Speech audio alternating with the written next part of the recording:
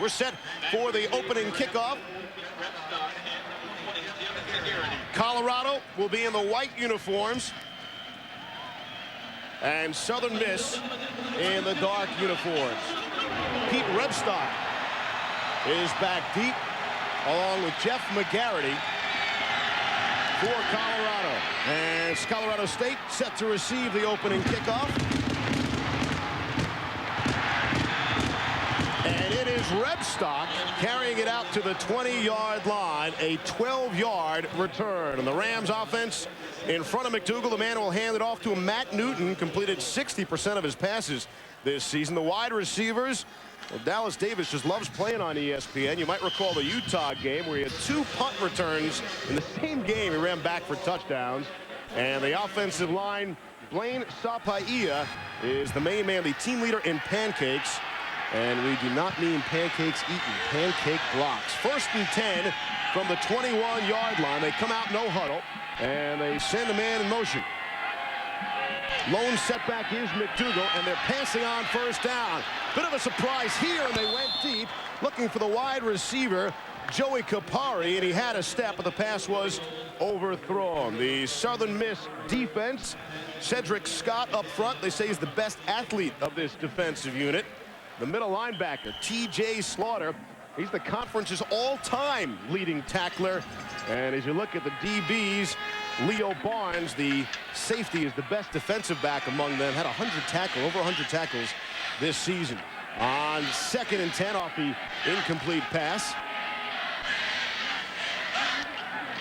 Here's Newton, and he'll pitch it to the right side to McDougal. And he picks up about 6 on the play. There is a flag on the play as T.J. Slaughter brought him down. Also a player down, and Steve, I believe that's Sapaia, who is down there, all-star lineman. And if he's injured to any degree, this could be a big issue. He is their main man on the offensive line. We mentioned the offensive lineman, the star Sapaia. He appears to be the injured Colorado State player on the field. Well, Sapaia is their All-American, All-Conference man, the man who is supposed to match up with Thomas today. And you can see clearly he is in a lot of pain. Holding by the offense, 10 yards from the spot. Repeat, 2nd down. Our referee today is Jack Childress, the leader of the officiating crew. Take a look at the middle of your screen and watch number 61 for Colorado State. Sometimes offensive lineman right here. Here he comes on the pull. And sure enough, somebody rolled up on his right leg. This is one of the hazards, Steve, of playing offensive line. You see it all the time. You don't see it coming. When you're a running back, you see it coming. You know, defensive people, most of the time they see it coming. As an offensive lineman, there are times where guys get blocked into you or rolled up on your leg. This is just tragic. And while they attend to Sapaia, the most important offensive line for the Rams, will come back. Just 2 plays into this football game. There you see the senior Blaine Sapaia being helped off the field. This looks bad, Todd. Steve, a 4-year starter, and on consensus on both Colorado State and Southern Mississippi. This is their best offensive lineman. Here he is at left tackle. Take another look. He's pulling on the sweep. You're going to see right in the middle of your screen. Bodies roll up on his right leg. He's looking backside. He can't see it, and there it is. It's just a devastating blow, and it's really unfair to someone who has played as hard and as long and as well for the Colorado State Rams as Sapaia has. Of course, the key to the offensive line, the left tackle, an offensive line that only allowed 9 sacks all season. And he'll be replaced by Aaron Green, the freshman from Colorado Springs, who has checked into the football game. The redshirt freshman. Actually, true freshman, I beg your pardon. A lot of pressure now on the offense, not only on their own 10-yard line, but now having lost one of their best players. We'll see how they respond. 2 tight ends set for Colorado State. And they hand it off to McDougal. And he tries to cut it back to the left side. Not a whole lot there. Adalius Thomas on the tackle, and I got a feeling we'll be saying that all afternoon. One of the things that Adalius Thomas does is he moves around and finds his spot. Because he has such a great nose for the football, they let him stand up, let him come down. Here he is, kind of a rover. Here's the situation. McDougal cuts back against the grain, and unless you're against a defensive team with that kind of speed, that could have been an 8-10 yard gain. Instead, you have all those 4-5, 4-6 guys for Southern Miss that are able to run him down. They go to 5 wide receivers, rather 5 DBs. They go to a nickel with 3 wide receivers. This is a 3rd and 20 play, and not the kind of hole they wanted to be in.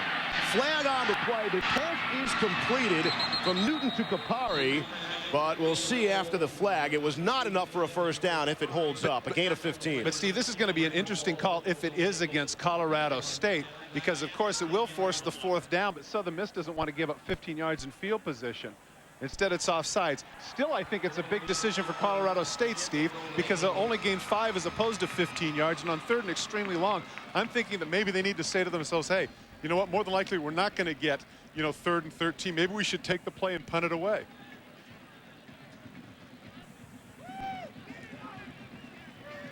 I couldn't tell what Sonny Lubick, the decision he had made, because that's a pretty good chunk of yardage they picked up.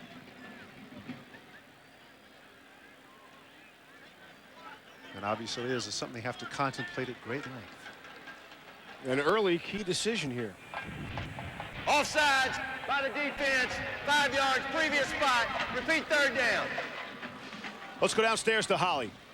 Not good news for Blaine Sapaia. They're just examining his right knee right now. He can't even straighten it. He's in excruciating pain. They're going to cart him off into the locker room and examine him there. Right now, they're not taking him to the hospital, but they will give his prognosis a little bit later in the game. All right, Holly, thanks very much. Brings up a 3rd down and 14 now. Again, Aaron Green is the replacement for Sapaia. We'll keep an eye on him. Send the man in motion out to the far side. And here's Newton. Under pressure, looked like he fumbled the football. It's loose. Southern Miss has it. Touchdown. Chad Williams on the fumble return for the touchdown. Steve, with an inexperienced quarterback, your best offensive lineman out, your chances of getting 3rd and 13 just are not very good. You should have, discretion sometimes is the better part of valor. They would have been much better off to punt the thing away and start over again. Instead, he fades back. They come with the numbers. They dominate him in the pocket and get the turnover.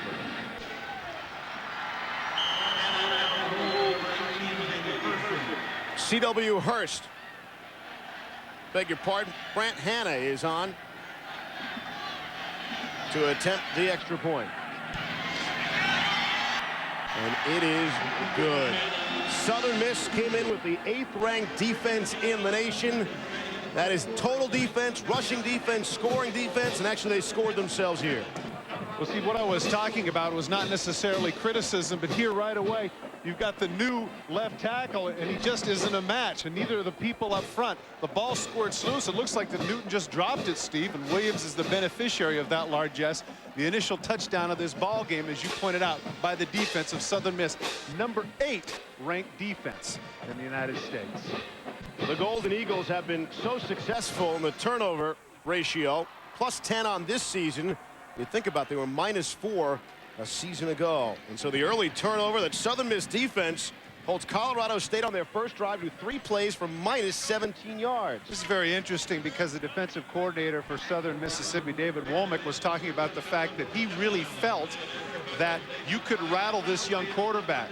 Nobody likes pressure, of course, but he said that he's not somebody that's likely to hang in the pocket, and certainly on that play, Steve, he was pressured. He just dropped the ball. Thomas forced the fumble on him, and then Williams, who was 2nd on the team in tackles this season, had an interception earlier in the season, had the fumble return for a touchdown. There's defensive coordinator Dave Womack, who has to be very thrilled. You saw him jump up and down there. He became the defensive coordinator, Steve, last year with the interim role, is what he told us, in the Humanitarian Bowl when they gave up 42 points. Not a very auspicious debut, but certainly a great beginning here in this bowl game. Nelson and Rebstock will try it again. Back deep to receive for Colorado State. And it is Rebstock carrying it out and trying to break it. He's at the 40 and stopped just shy of the 41. Hanna, the kicker, actually made the tackle after the 27-yard return. Well, on ESPN Classic, the Sports Century Marathon begins tomorrow at 7 a.m. Count down the top 50 North American athletes of the century. You already know where your favorites ranked on our list. In case you missed any part of it, a chance to see them all over again. To order ESPN Classic, dial 1-800-CLASSIC or call your cable provider. Who is your top guy? Who is your pick? I had, quite frankly, Michael Jordan. You know what? Yeah. And I was not on the panel. What are you, the Cowardly Lion? Come on, you did I not. told you had you a that. hockey player. You had Gretzky. A couple of months ago, I told you that. So Colorado State will try with Matt Newton, and it's McDougal carrying it for maybe a gain of 1 on the play. Steve, in every bowl game, you talk about the initial rust of a team, hence the reason why Southern Miss wanted to start with their defense. Here's your 2 veteran players, your quarterback and your runner, both stumbling with a straight-ahead handoff. Colorado State has to shake the jitters and get in this thing. And we don't want to continue to go back to the point about Keck, the offensive coordinator, but you add that, losing your offensive coordinator a week before the bowl, and then you think about the rust as well. So the throw for Colorado State, Newton able to complete the pass to Dallas Davis. And here's Holly. Guys, horrible news for Colorado State. Blaine Sapaea does have an ACL tear. He will be out for the rest of the game.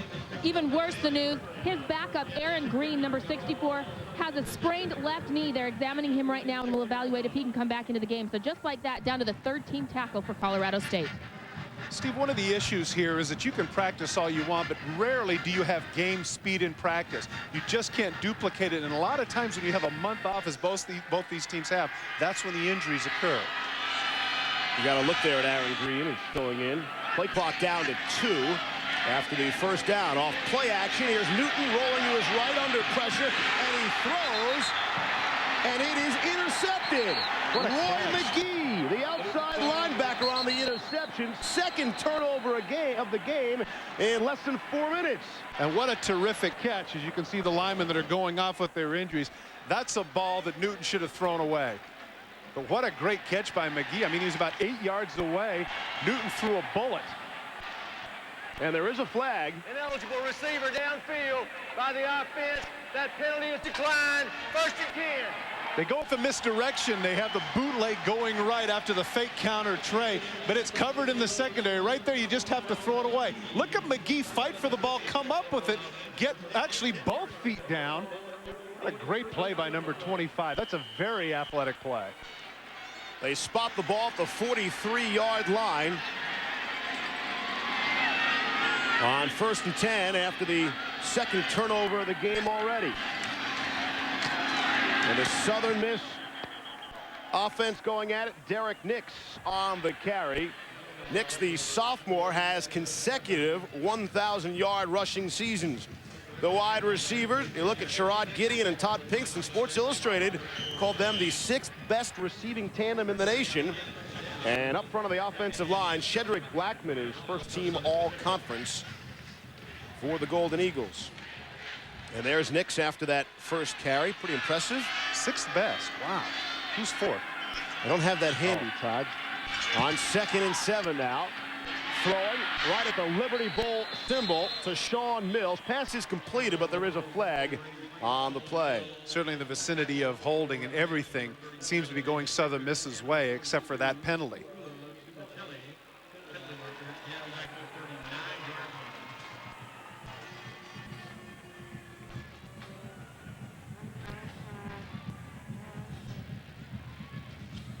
A flag-filled and turnover-filled first 4 minutes of this year's Liberty Bowl, the 41st edition.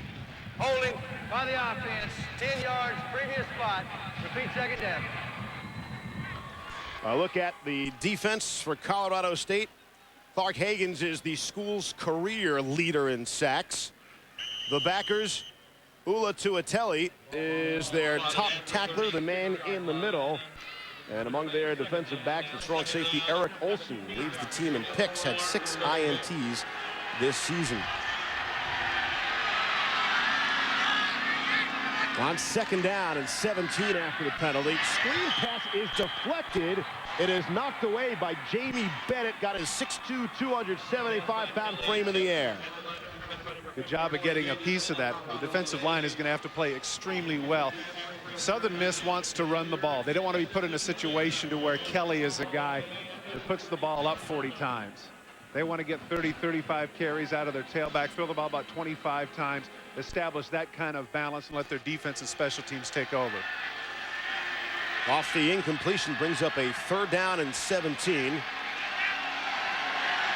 They have a 7-0 lead after their 6th defensive touchdown of the season for Southern Miss.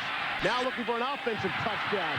And nearly a great grab. Throw was a bit high for Sherrod Gideon, who gave it a game attempt.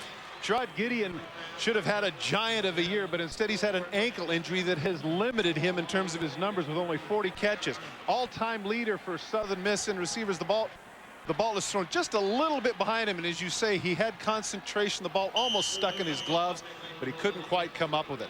He has not been 100% all year, Steve, as a result of that ankle injury. Jamie Purser is on to punt it away for the first time. Dallas Davis is deep, and remember, we pointed out in the starting lineups, he had 2 punt returns for a touchdown earlier this season on ESPN. Blocked! Purser has his punt blocked. Jason Gallimore, the defensive back for Colorado State, able to make the block. Steve, he came right up the middle. It wasn't even close. He was able to take the ball right off the punter's foot.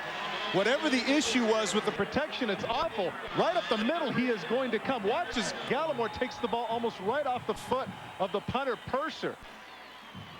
In fact, Steve, if he'd have been just a little bit later, the ball would have ricocheted backwards, and Colorado State could have had their defensive touchdown. Blocking kicks was supposed to be a specialty for Southern Miss, but here Colorado State gets the block, and we'll see what they can do with it. On 1st and 10 from the 27, they hand it off to McDougal. There is a flag on the play as McDougal got out to the 25-yard line. Once again, Steve, there's some discombobulation in the offensive line. Guards and tackles are pulling and colliding, and I'm sure that's the byproduct of 2 new people there. They're going to get a break, though. They'll get it in 5 yards and start over again. But this offensive line needs to get in sync. I realize that they've lost some pretty good players, but this is a big issue with Colorado State because, Steve, they absolutely have to run the ball to win today. You got to by the defense, 5 yards, and still 1st down. What a thrill this had to be for Jason Gallimore on national television. Right up the middle, he's going to come. Vacating is number 49, Michael Villalonga. And if he stays in his spot, it doesn't get blocked. Instead, he moves to his left and creates the chasm. That's the block for Gallimore. After the penalty, 1st and 5 from the 22. Here's Newton throwing for the end zone, and it was nearly intercepted. Would have been an outstanding effort on Leo Barnes' part. Barnes had the coverage on Davis. Great job of staying in center field and not biting on any degree of play action or anything of that sort. Barnes was there. As you pointed out at the top, Steve, 104 tackles. This is interesting. This is interesting solo. I say 104 as you look at that. They only credit assists with a half tackle. And so as I've been looking at it all year, I said, well, what the heck? I'm going to add it up myself. And it turned out to be 104. Also, 3 interceptions for 100 yards and a touchdown. A great center fielder for Southern Miss. Here's 2nd down and 5 now. The center man in motion to the near side. 2 receivers split out to the left, and they keep it on the ground to McDougal. And again, a flag on the play. And 2 flags on the field. TJ Slaughter made the stop. TJ Slaughter is able to penetrate. Once again, Colorado State is not going to make much hay going east and west. I think this is going to be motion against Colorado State, which they'll refuse. But TJ Slaughter, their middle linebacker, I was surprised, Steve. The reason I say that is because the H-back went in motion, and he moved a little bit ahead, but it appeared that Roy McGee may have been in the neutral zone. We're averaging a penalty a minute so far in this game. Offside by the defense, 5-yard penalty. That's a 1st down. Don't have to measure because that's 2 offside penalties and 5 and 5. Well, anyway, I guess you get the point. Gives him a 1st down, fresh set of downs. That's the 4th penalty of the game, and we haven't even played 5 minutes. 4th penalty of the game for Southern Miss. Colorado State has 2 for themselves. There's a tough guy in the middle right there, the 34, TJ Slaughter. 2 tight ends set now for Colorado State, and they hand it off to McDougal. Not much there. Ty Trahan outside linebacker for Southern Miss, who had been injured a big part of the season, is somebody the defensive coordinator Dave Womack was telling us is somebody that can play at the next level. 6'1", 230, 4'5", guy. Very, very smart, he said to us.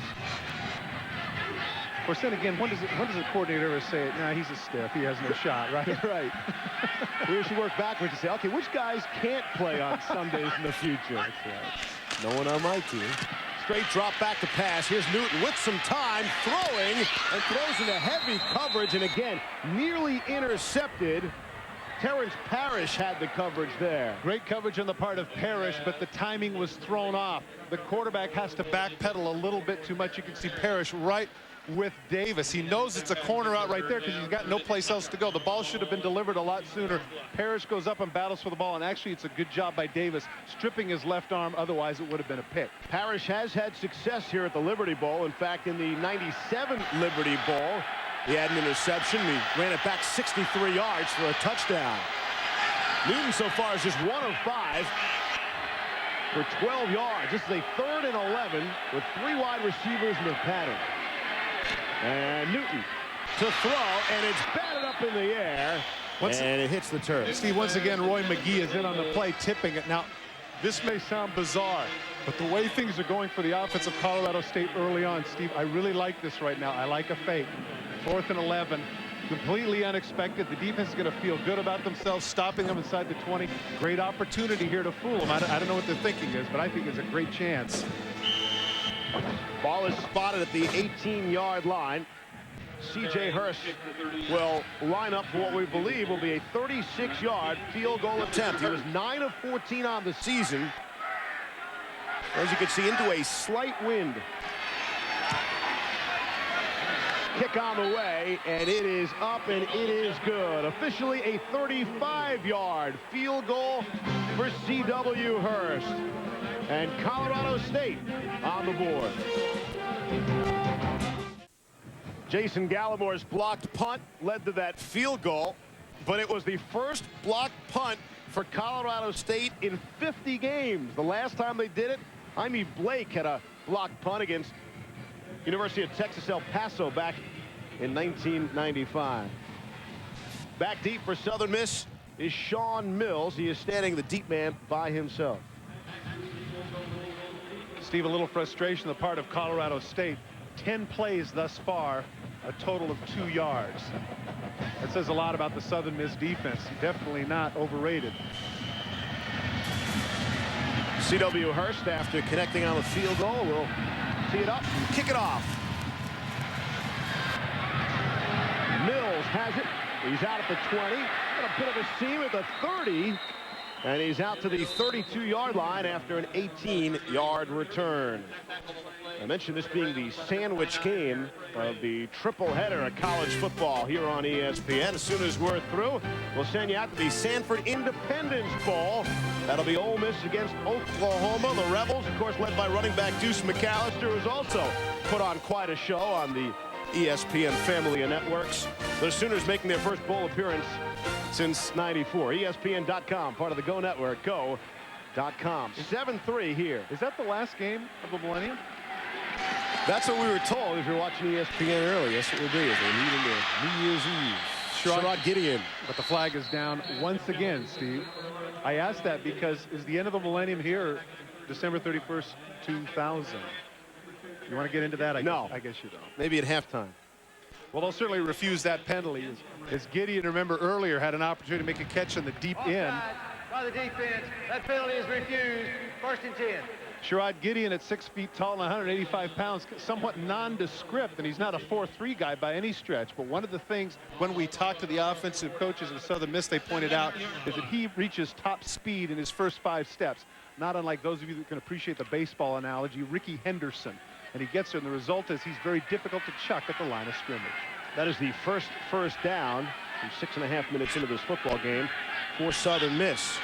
You might be surprised to see the 7-3 lead that they have. Hand off to the left side to Derek Nix. The sophomore, Mike McKenzie, made the tackle. Derrick Nix is one of those guys, very durable, over 250 carries on the season, as you pointed out, Steve. Once again, back-to-back 1,000-yard seasons early on as a freshman. Steve, he started out as a tight end. I mean, it takes a terrific athlete to convert from tight end to running back. It really doesn't take much of an athlete to go from running back to tight end, as I can attest. Yeah, wanted to talk to you about that. Just past midfield now, the 48-yard line after he picked up a 5 yards. 2nd down and 5. And they'll try Nix again, the right side. He pushes the pack towards a 1st down. Looks like they'll come up on a 3rd and short. Well, there's nothing fancy about the way he runs the football. And the other thing that Jeff Bauer appreciated, he doesn't drop the ball. So many times you get that star tailback that has the 20-25 carries a game, and you can count on him dropping it every other game. Nix isn't about that, and as a result, he's very trustworthy with the young man. The amazing thing about his freshman season, the 19th best all-time rushing season for a freshman anywhere, 1,180 yards. But he didn't start until the 5th game last year, and pile up those numbers in half a season. 3rd and 2 now. Send the man in motion. They screen it out to the right. To Danny Fowler on the reception. Rhett Nelson came up to make the stop. Loss of 2 on the play. That's a good play by Nelson. He's just able to get the shoe top tackle, and as a result, the Southern Miss is going to have to punt. I think Jeff Bowers hesitated for just a little bit, thinking about it, but realizing that his defense is playing so well, and he might as well play the game of field position here with 6:25 remaining in the 1st quarter. Jamie Purser will try to get this one away. Dallas Davis is standing at his own 11. And there you see the number on Purser. Southern Miss had 4 punts blocked, if you include that one, on the season. They'll let it bounce. Hits off the Colorado State player, and it'll be down at the 4-yard line. Brandon Francis down covering the kick. It's a 42-yard punt by Purser. We'll step out here in the 1st quarter. Southern Miss leading 7-3. Well, the Rams leading rusher, that's not Kevin McDougal right there, but Kevin McDougal, we mentioned it at halftime of the earlier game, saying if they can't run the football effectively, Colorado State can't win. And McDougal so far, 3 carries for 3 yards, -10 rushing yards for the entire team so far. Well, let's not forget, again, when you lose your best offensive lineman, not only does it affect you athletically, but it affects you from a leadership point. That's the guy they look to. He's the guy that is able to impose his will on the defensive line. Now he's gone. It's a different story. Just a good time to get back to the transition from running back to tight end for you, or not? No, give that a rest. Bad spot? Yep. On 1st and 10, ball at the 5-yard line, and McDougal looking for a hole, and he found one before Roy McGee came up to make the stop after the pickup of 4. Now, for those of you that watch a lot of football, you look at McDougal and you say to yourself, this guy's got to be 225, 230, right? Number 36 is 6 feet tall and 205 pounds. He runs a lot bigger than that. And when I was mentioning this, the defensive coordinator of Southern Miss, David Womack, I said, there's no way this guy runs like a 205-pounder. And he said, you're right. He reminds me, and this is me talking now, those of you that follow football, the Atlanta Falcons, the great William Andrews, terrific back, also only 6 foot 205, but ran like a much bigger fullback. On 2nd and 6, McDougal there. As they try to push the pile, Delroy Stewart, the defensive tackle, made the stop. Maybe will give 2 yards on the play to McDougal, and that might be generous. But once again, it puts them in a position, Steve, early on, of course, you can't put the pressure on Newton to have to come up with it every time. He needs to come up 3rd and 3, 3rd and 4, 3rd and 2. Better opportunities for 3rd down conversions. If he's going to come up consistently 3rd and 8 to 10, they're just not going to win this football game. 3rd down and 4. So far 0 for 2 in 3rd down conversions, but those have been lengthy 3rd down attempts. It's their best chance to make a 1st down. Off the play action to McDougal, not a great fake. And the pass, they were looking for the tight end, Wolstenholme, but he was just beneath him, out of his grasp. One of the things that Colorado State is going to have to do with that young man Newton, at some point, Steve, run a hitch route, let him just throw the ball out there and get some confidence. He tried way too hard to soft toss that and throw it exactly right. As a result, he threw it behind him. Newton's confidence is shaky right now. I think the offensive coordinator, Steve Fairchild, needs to get him next series just an easy throw so he can get a completion and feel a little better about himself. Dion Hornick set to punt. We get a good look, and it's blocked there, and it's loose in the end zone. Southern Miss touchdown. Dwan Ruff is it was John Floyd who comes up with the block, Steve, and we mentioned it earlier. Brandon Francis was the young man, remember, who downed the thing on the 3-yard line. So you got to give him his due, right? He's the one that put him in the bad field position. He might as well get the touchdown. We told you that was a Southern Miss specialty, and yet it was Colorado State who had the earlier block. Southern Miss tied for the 4th most blocked kicks in the nation with 7 of them. Nebraska was first. They had 10 blocked, but that also a Conference USA specialty. 3 of the top 5 teams blocking kicks all season in the nation have come out of Conference USA. And now Brent Hanna on to attempt the extra point, and that is blocked. It's a block party here in Memphis. Greg Pollard is the one who was able to knife through at right tackle and block this one. Steve, when was the last time you saw 3 block kicks in a game, let alone 1 quarter? Special teams are really an issue here for both sides. Take a look on the right side of your screen. 3rd guy from your right. John Floyd is the one who's able to come in. Take a look as he's able to penetrate. Everybody else seems to be held out. But watch, once again, he's able to slide through. You just have to stay in there. You can't block out in that case. I believe it was Olsen who needed to stay tight.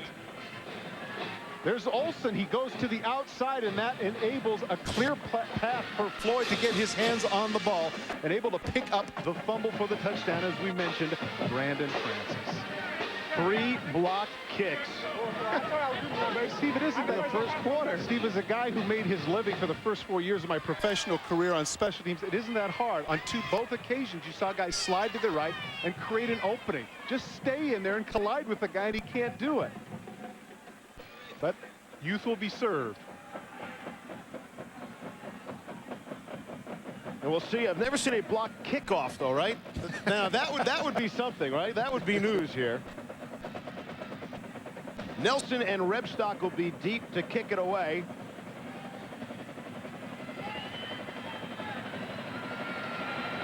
Don Urquhart will kick it off for Southern Miss.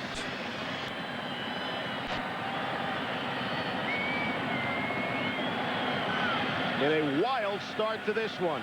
The Golden Eagles leading 13-3. 2 blocked punts and a blocked extra point. And the kickoff fielded at the goal line for Colorado State. A heavy-duty hit down there on Pete Rebstock, the man returning it for the Rams. Return of 17. We return to Brian Kenny. Steve, Sun Bowl, Pac-10 versus Big Ten, Oregon trailing Minnesota, but then Joey Harrington puts it up top to Kenyon Howry. He's got the football, and now with about a minute and change to go, Oregon, a Pac-10 team, leads it by 4. All right, Brian, thanks. We'll see you in just a little bit. Brian looking pretty nifty in his tuxedo earlier. We got another flag on the play. Face mask.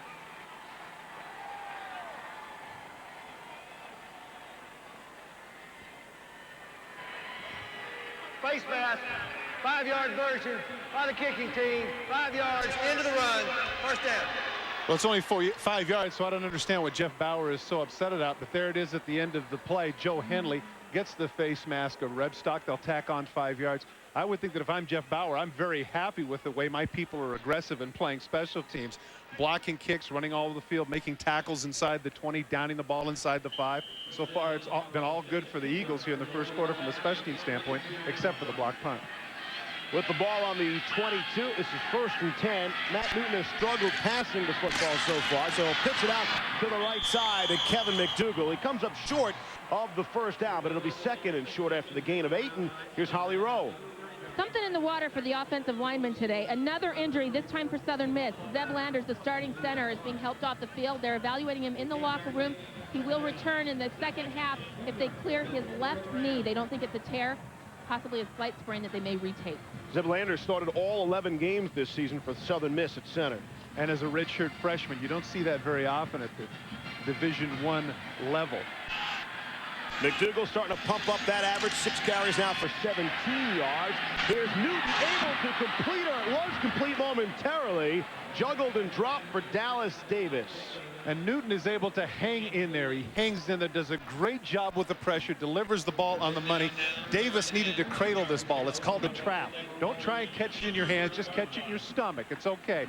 right there, he tries to style a little bit too much. If he goes up and shoulder it, a la Lynn Swan, he's able to catch it. Instead, 27 drops it. They really needed that one, Steve. So officially, Newton is now 1 for 8 passing, but that one on the money and not his fault. He brings up a 3rd and short, and still looking for that first 3rd down conversion of his football game with 3:40 to play in the first quarter. Play clock at 1. They do get it off. Here's Newton with all sorts of time in the pocket, and that one is overthrown, looking for Dallas Davis again. Once again, we talk about the confidence of Newton. When he finally is able to hang in there and put it right on the money, the young man drops it. Now he has an easy throw over to the side and overthrows Davis. And once again, as you pointed out, Steve, they're not able to convert. Southern Miss gets the ball back. We talked about the pressure getting to him. That time he really wasn't pressured. Offensive line did a good job for him. Well, let's take a look now if the punter, Dion Horinek, hurries himself up just a little bit. Sean Mills standing deep at the 25. Horinek standing at the 15. And no problem to get this one away, as Mills will call for the fair catch, and Southern Miss will take over after the 46-yard punt and no return. I'm looking at 3:29 left in the first quarter. Has there been a lot going on, or is it just me? All those block kicks. It's a wild start for this first game, the 41st AXA Liberty Bowl. This is the 3rd meeting all time between these two, but the first time in the postseason. Last time they got together was '91 in Hattiesburg, and Southern Miss took care of Colorado State 39-7. And Southern Miss up 13-3 and on offense on 1st and 10 from the 23. And they'll hand it off, and a good stick there by the Colorado State defense. Dwayne Woods on his first carry of the football game. Adam Wade, the true freshman linebacker, was in on that one as well. He's hopping around a little bit. He hurt himself. Very undersized linebacker at about 195, but he said, "No, are you kidding me? I'm on national television. You're not replacing me, Holmes." Wade was 2nd on the team in tackles for losses. Pretty good for the freshman, as you point out. 10 tackles for loss. And got a very bright future.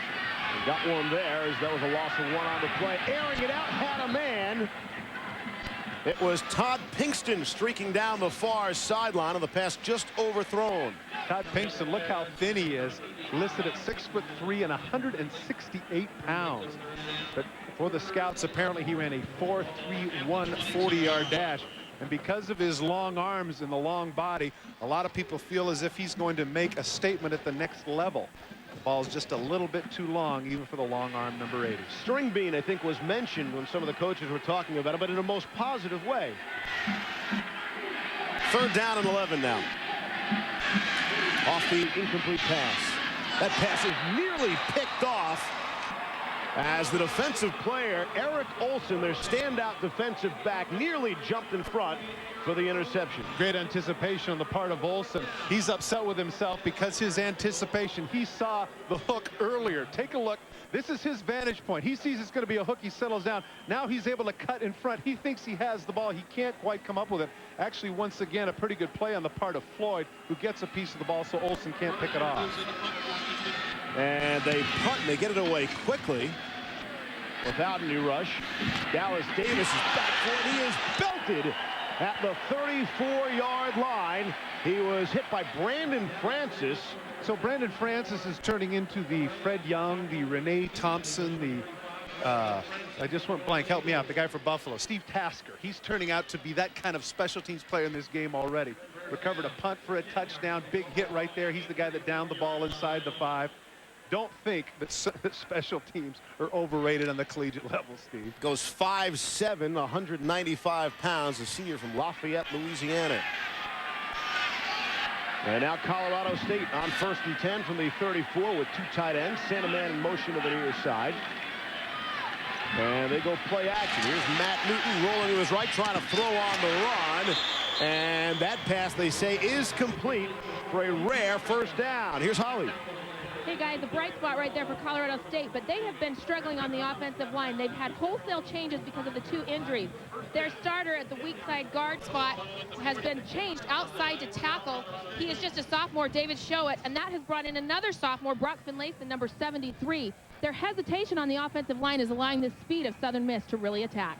Prior to that play, Colorado State had run 17 offensive plays for a total of 16 yards. It's got 12 yards alone on that last play. McDougal there for a pickup, getting him closer to the first down. Steve, you made a point with regards to your left tackle as being the key to your offense. It's one thing to lose your left tackle. It's another thing to lose your entire left side. And certainly Kevin McDougal is struggling as a result of that. It's very difficult when you've been running with the second team. You haven't been getting the reps that you would want, and suddenly you're in a game with game speed against a very tough defense. It's difficult to assimilate that just right away. Right off the top of the show, as you look at McDougal's numbers, you heard from Kevin McDougal talk about, hey, I'm playing for the guy next to me, and he could have said the guy in front of me in that offensive line, and he's happy to be on the team, let alone be the star of this team offensively. And that pass was overthrown. Frank Rice was the intended receiver from Matt Newton, who's been high so far. Well, he had his opportunity. Rice was on the deep out, and you can see Newton very upset. They only went with a two-man route, Steve. They had maximum protection. They had those people in there. He had plenty of time, but he was just a little bit high. He's a little frustrated with himself, and justifiably so. Now 2 for 11. For a total of 24 yards passing. Try again to get this third down conversion thing right. 3 wide receivers in. 2 to the left, 1 out to the right. Here's Newton to throw, and he completes that one to Joey Capari, who has been his favorite target so far. Leo Barnes brought him down, but not before he picked up the first down. Southern Miss decides to come with 5 on the rush, and that means they're man for man downfield, and Capari able on the crossing route to come up with the first down. Finally, Colorado State able to get a third down conversion. Here's the rush.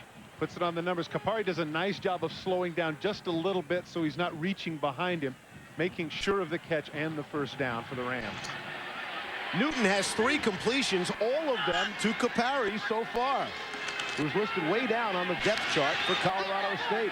Here's Newton airing it out, and he threw it out of bounds, looking to the corner for Frank Rice. Chad Williams with him step for step.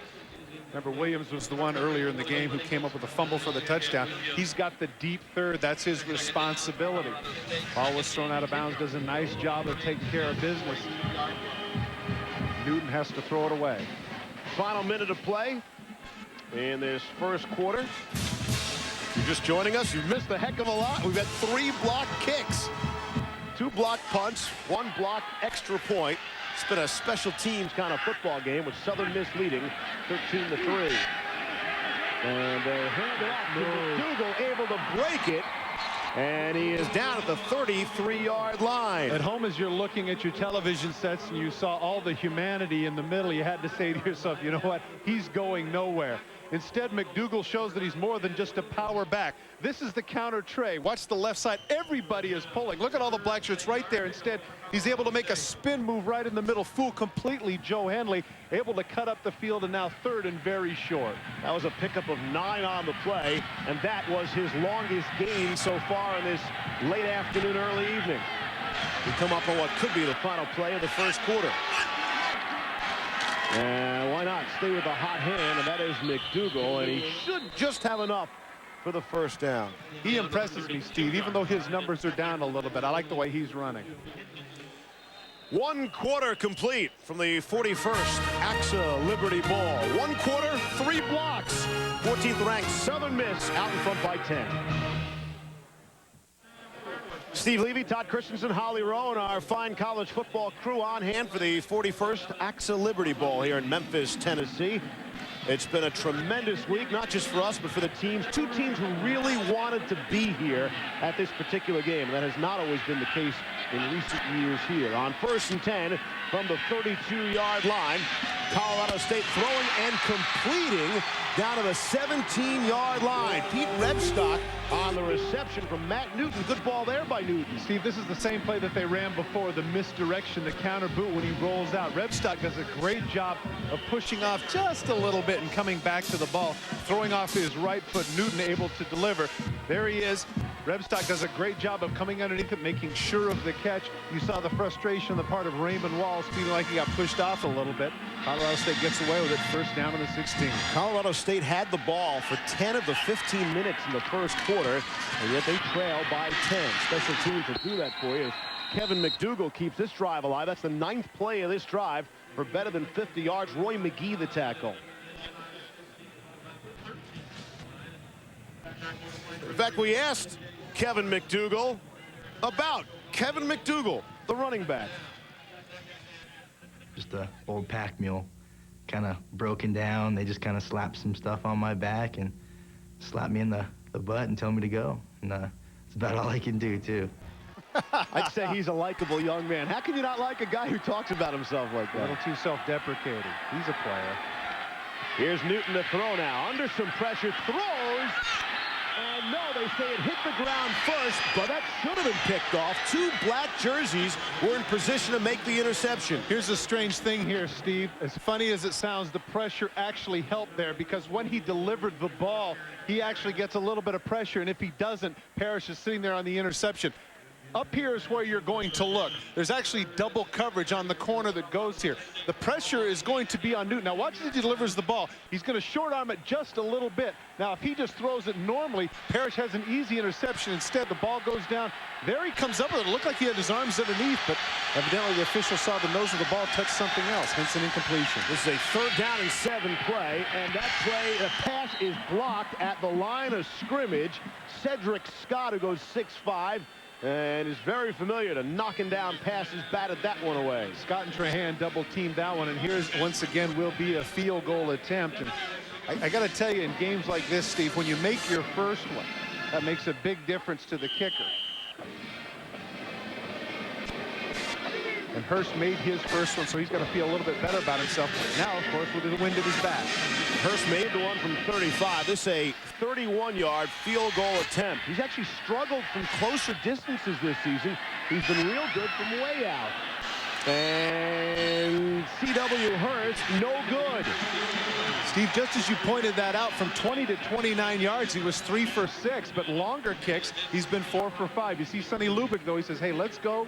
Let's put it behind us. That one's sort of in the middle from 31, and it was no good. Watch in the middle.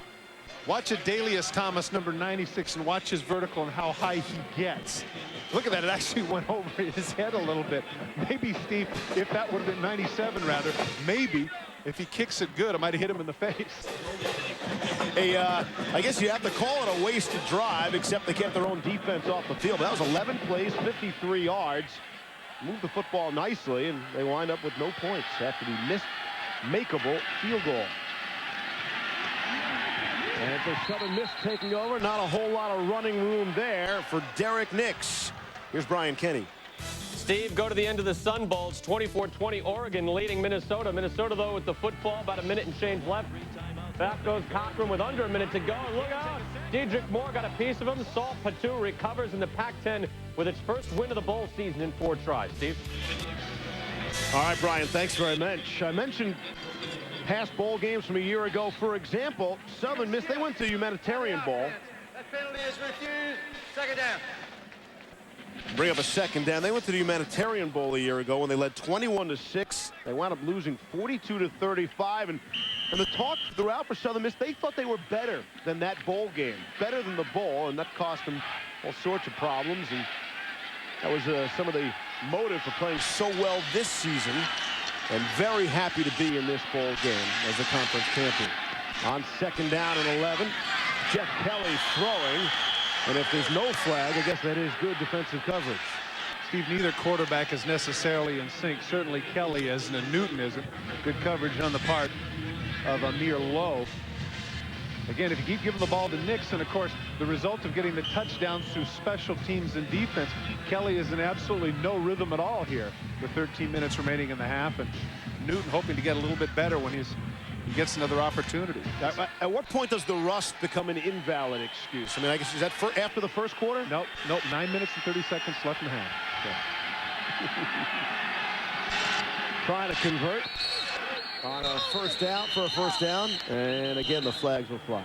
Offensive line moving for Southern Miss. You know, if you'd have thought to yourself you're penalized as many times as Southern Miss had been, you had a block punt and a block extra point, you'd think you'd be behind. Prior to the snap, false start, offense, 5 yards, it's still 3rd down. It just goes to show, Steve, how good the defense is for Southern Miss that they're up by 10 points at this juncture. 6 penalties for 34 yards. And there it is. You say it, and it appears, Todd. Oh, man, I'm Houdini, aren't I? Amazing. Brings up a 3rd down and 16. With the ball spotted at the 14-yard line. Out of the shotgun. Here's Jeff Kelly. Backside pressure. He felt it, and then he runs into another defender for Colorado State. David Vickers is the one that ends up with the sack, Steve, but of course the pressure comes from the side. Take a look at Hagens, number 96. He is their all-star. Look at him coming up. He's able to, oh boy, great arm under. Almost gets the sack, forces Kelly to the outside, and Vickers is able to come up with it. Hagens, of course, an all-star coming into this game, Steve. 8 sacks in 1999, 34 career sacks. And what's hard for me to believe is I noticed this at the beginning. You pointed out the fact he's from Palos Verdes, California. Palos Verdes, that's where the rich people are. Yet he's a tough guy. Purser gets it away to Dallas Davis. Look who's on the covered tackle. immediately. You believe it? Brandon Francis, a star on the special teams. Hagen, the pressure. There is a flag on the play. And before we go to break, we'll check the penalty. Well, it's going to be against Colorado State, which is going to hurt them in terms of field position. But I got to tell you something. Offsides on the defense. That penalty is refused. 1st and 10. Well, they got a good punt and they got a good coverage, and I'm thinking that you got to say something about Francis. You better block this guy. Guy's making plays all over the place. It was a 44-yard punt. I guess we can chalk up the penalties to some of that rust as well. Welcome back to the Liberty Bowl. 13-3 as you score in favor of Southern Miss. And Colorado State trying to cut into that. And they give it to their main man on offense, Kevin McDougal. And yes, another flag on the play. Well, that's going to be the 3rd offside penalty against Southern Miss. Dalroy Stewart in the middle of the line is the one who encroached.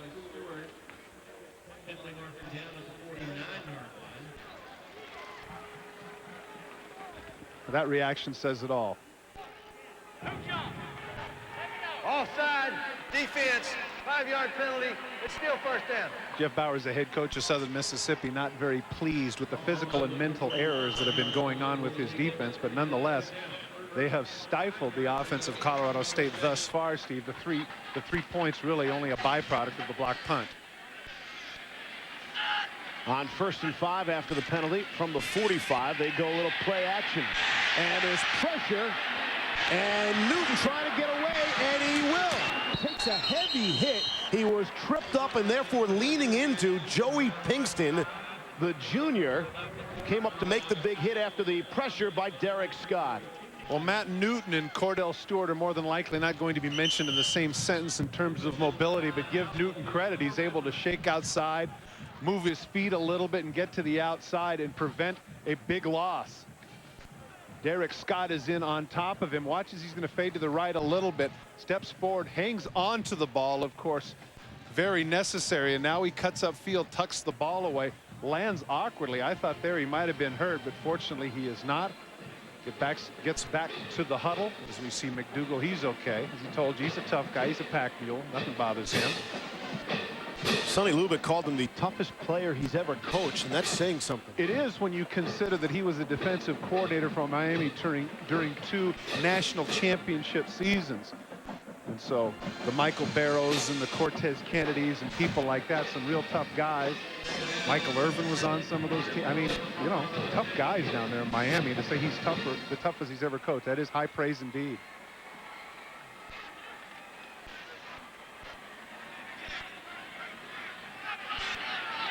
They do not have enough for the 1st down, so it's a 2nd and 1. Good chance to go up top.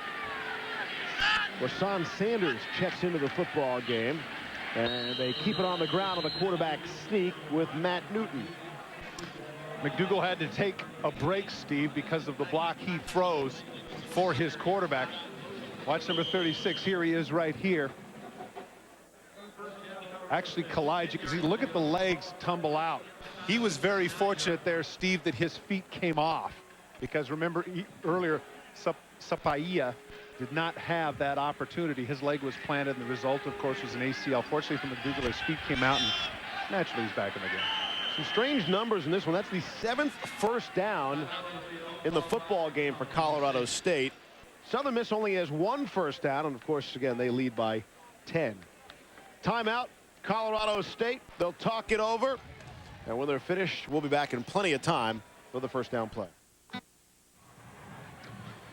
Back in Memphis, the highlight of the halftime show upcoming. How about B.B. King going to be playing here? Hope he sings The Thrill Is Gone. That's one of the all-time classics. And you will hear it on ESPN. On the first down play with two tight ends. Send the man in motion. And here's Newton to throw. Wide open seam across the middle of the football field, and it's Dallas Davis. And he is dropped to the 15. Little pass play turns into a big gainer. See, this had to be a breakdown in the secondary because he comes across completely alone. Must have been a shakeup, or there must have been a collision. Hanging in there once again is Newton. Short pass to Davis, as you pointed out, Steve. This is a guy that can make something happen. Here's a guy that's got some yak working, i.e. yards after the catch. Remember, this is the young man who had the 2 punt returns for touchdowns against Utah on a Thursday night a couple of months ago. Newton's only completed 5 passes, but for 73 yards to this point. Gives them another first down. Their 8th of the football game. Newton rolling to his right, feeling the pressure, and he throws a little short pass, and that too is complete. Here they are inside the red zone, Steve, but it has been missed opportunities for Colorado State thus far. Newton early on, as you pointed out, very cold, unable to deliver the ball. Great coverage on the part of Parrish. Davis, of course, dropped that one, we remember. And again, a near interception by the Southern Miss defense. Ball is batted down, and the byproduct of that is here's the hold. Not perfect, but again, a very makeable field goal instead of missed 31-yarder. Thus the reason why Colorado State with only 3 points at this juncture. And of course, they had the block punt, but they couldn't get 6 out of that. Only able to connect to the field goal on their 3 points. Kevin McDougal stopped by Joey Pinkston as they inch inside the 10. Let me state the obvious here with regards to McDougal. And pro scouts, if they're huddled around, they love this guy. And one of the reasons they love him is this. They don't like runners that go east and west. They love a guy that squares his shoulders and goes north and south. I noticed on the statistics he had very few lost yards. You can see right there. He cuts up field, squares his shoulders, and when you're a defensive back, that's not what you want to see. You want to hit angles. You don't want to see a guy going straight at you. And they don't want to settle for another field goal here. This is a 3rd down and 3 with a ball on the 8-yard line. And they pitch it to McDougal. He's inside the 5. He's pushing the pack down to the 2. Delroy Stewart finally dragged him down, but that will be enough, it looks like, for a first down. Not only the squared shoulders, Steve, but if you're an offensive lineman, you love to block for a guy like that, because not only does he find the holes, and not only does he make the most of what you create as an offensive lineman, but he has a lineman's mentality. You saw him interviewed. He's a tough guy. He refers to himself as a pack mule, pretty quick pack mule, I'd have to say. As you see the total yards at this point offensively for both sides, Steve, with bowl games that have been 60-something to 30-something, and there's Sapaya looking at his mates. This is truly a defensive struggle. They get the first down. It's 1st and goal from the 4-yard line. And they're going to throw it. And it's nearly intercepted. How about the play call there? Does that surprise you? Joey Pinkston on the cover. Really did, especially the way they were running. That's the sort of play I like on 2nd down, because once you get to 3rd down and 4 yards, nobody's going to be fooled by play action. There on the 1st down, the way they were running, I was very surprised. They're lucky to get that one back. Pinkston almost comes up with the pick. Has to be so frustrating for Sapaya. You have a great season. All sorts of accomplishments throughout, and then to be injured in the 2nd play of this football game. Now they run it right side, McDougal. And he's down to about the 2-yard line. Bring up a 3rd and goal. Cedric Scott the tackle. Steve Fairchild, the offensive coordinator for Colorado State, and right now Sonny Lubick have to make a decision in their heads here as to whether or not this is 4-down territory. Because if it is, Steve, I just give McDougal the ball 2 more times. I'd say I'm going to trust my offensive line to stick it in there. If not, look for play action here. Dave Womack is cognizant of that as he sets his defense, and Sonny Lubick is debating that very point right there as to whether or not this could be 4-down territory. This is the 9th play of the drive, and again, we have seen some lengthy drives by the Rams, not resulting in 6, not yet anyway. Here's 3rd and goal from the 2. McDougal is the lone setback, and they go play action, and it is dropped. The quarterback, Newton, was hit as he released, but it was down to the goal line. Cedric Scott had the pressure. It should have been a completed pass, but I don't think it would have been a touchdown anyway. And Steve, I don't see the field goal team coming in. I think they are going to go for it. But again, as I pointed out, if you know ahead of time that you're going to go for it on 4th down, I very much like on 3rd down just running it. You got your stud runner. If you can't get 2 yards in 2 plays, forget it, because now you're put in a position where you've got to do something tricky, and Southern Miss is very well aware of that. And every ball, 50,000 people in this stadium are going to be looking here for Kevin McDougal. On 4th down conversions this season, they were 6 for 14. This is 4th and goal from the 2. And they give it to McDougal, and they reverse it near side. Great Touchdown. call. Great call. Frank Rice, the wide receiver, took it from McDougal. Touchdown. Steve, here I was talking about the fact that Southern Miss had to be aware of something that was a little bit tricky. But how many times in your life have you ever seen a reverse on the 2-yard line? That's unbelievable. They go with the counter tray to number 36, McDougal. Everybody in the house thinks they know what's coming. Instead, he hands the ball to Rice. Great blocking at the point of attack, able to go in for a touchdown. Courageous call on the part of Sonny Lubick and Steve Fairchild. The second rushing touchdown of the season for the wide receiver Rice. And C.W. Hurst is on to attempt the extra point.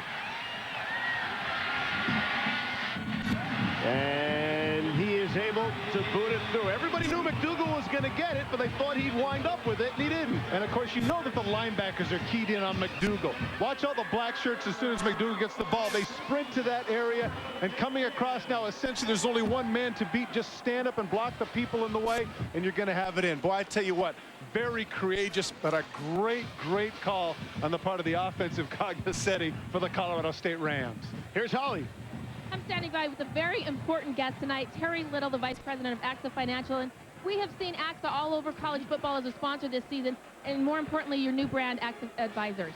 Yes, we launched AXA Advisors this year. It's going to be the premier brand in individual financial services, and we're really excited about it.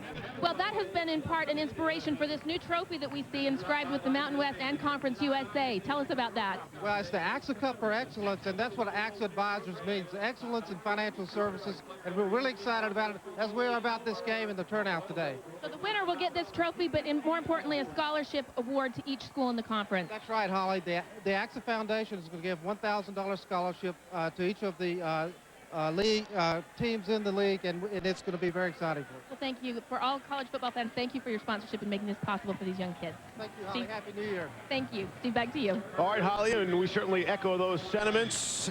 AXA and the Liberty Bowl folks putting on a real nice show and a pretty good start to this football game. A wild first quarter with all sorts of great special teams plays, been replaced by some offense here in the second quarter in a 13-10 game. But all the offense has been on the Colorado State side, Steve. Southern Mississippi has had 13 plays for 15 yards. And you figure without the block punt and some of the other things going on, Colorado State, at least statistically, has dominated this game despite the fact they're down 3. This is not a shock about Southern Miss. I mean, this is a defense-oriented team throughout. And so they're looking for some just a little bit of offense to bail out their defense. Off the touchback, they'll take over 1st and 10 from the 20. The bowls continue on full week here on ESPN. The Outback Bowl tomorrow, 11 a.m. Eastern, 20th ranked Purdue and number 24 Georgia. A couple of fine quarterbacks in this football game, Drew Brees and Quincy Carter. ESPN.com, part of the Go Network, go.com. 11 a.m. Eastern tomorrow here on ESPN. Think they'll throw a few balls in that game? Well, I do think so. Good move by Quincy Carter to come back for another season at Georgia. That pass is completed. They're throwing the football here. Todd Pinkston on the reception. He was bumped out of bounds after the pickup of 10 on the first down. Again, the very thing that we made reference to earlier with regards to the confidence of Newton. Kelly clearly does not have anything going. So run the hitch route, easy throw, get the ball out to a guy who can make a big play happen. He does make a man miss, and as a result, a first down. And with the Pinkston catch, he now has a 41-game reception streak. Very consistent, Todd Pinkston for Southern Miss. Fresh set of downs. Kelly looks like he's changing the play. 2 receivers out to the right. And they'll hand it off. Try on the left side. And it's Derek Nixon. Not much doing there. Clark Hagan, so you think of the pass pressure, able to make the run stop. Number 96 has been a great player. Jeff Bauer is a little bit frustrated because his offense just can't get it going, but Hagans has been a great player for Colorado State over the last 3 and 4 years. You know, sometimes when you think of a guy who's about 6'4", 255, well, he's only a pass rush guy. He's not somebody that can play the run. Clearly he can.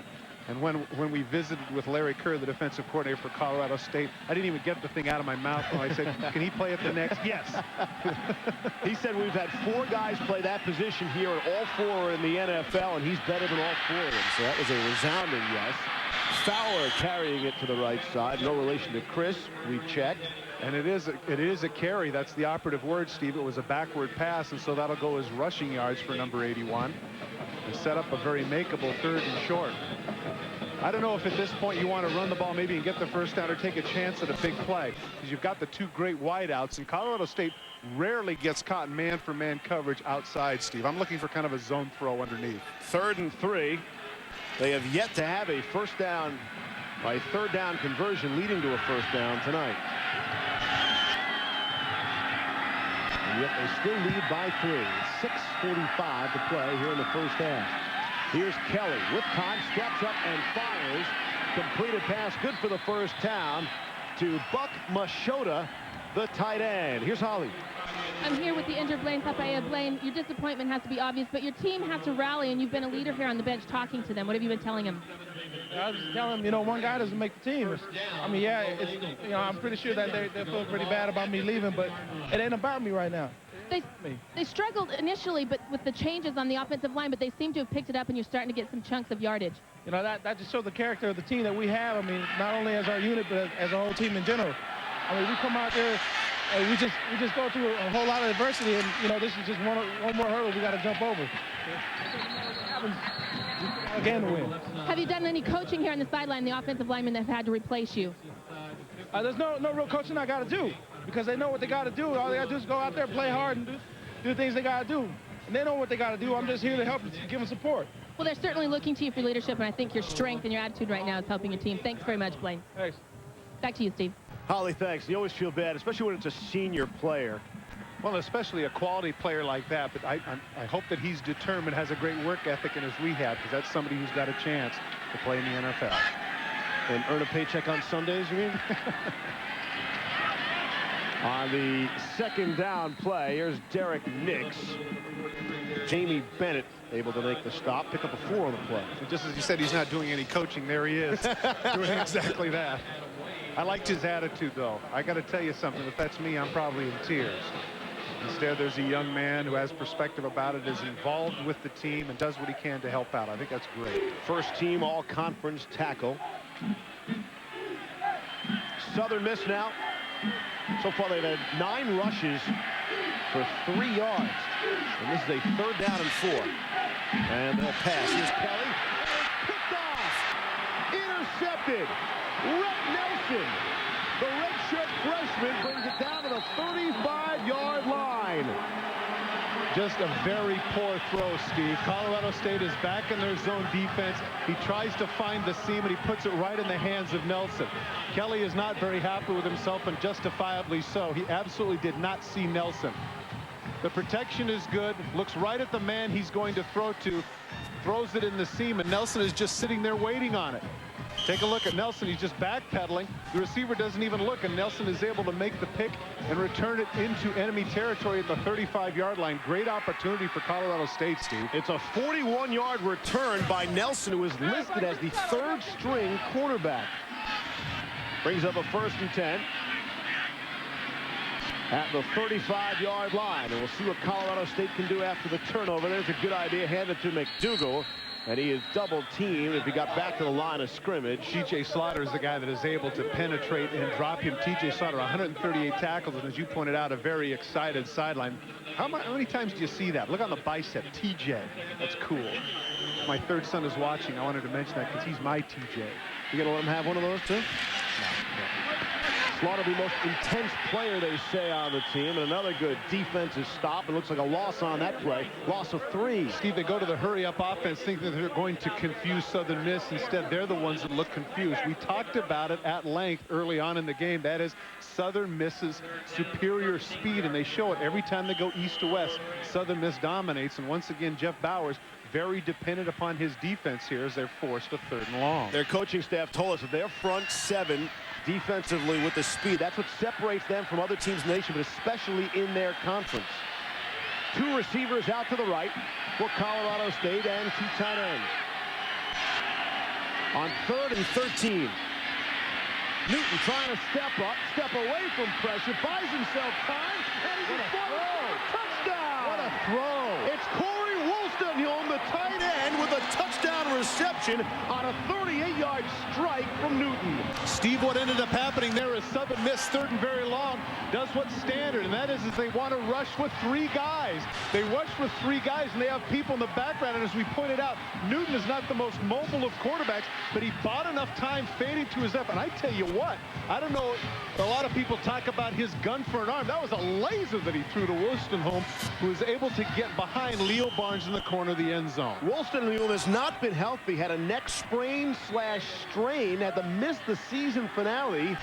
He was their top receiving tight end in the regular season, and a good catch off the beauty of the throw. The extra point is good, and we've got ourselves a 17-13 ball game. And let me tell you something, Steve, how excited am I? Well, a little bit when I can see a pass-catching tight end, but give a lot of credit here to Newton, who fades to his left, does a great job buying time, shows the terrific arm, delivers it right on the money. Colorado State, for the first time in the game, is up 17-13.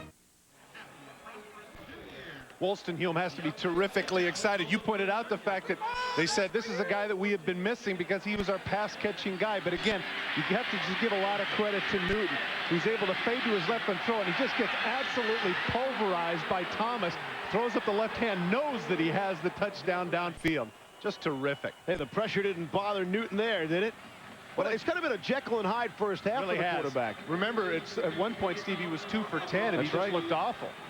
Newton now 7 of 21 for 114 yards, but the only stat he'll care about is his team is leading for the first time in the football game. C.W. Hurst puts it in the air. Sean Mills back to return the kick, and he's out to the 20-yard line. 13-yard return. Here's Brian Kenny.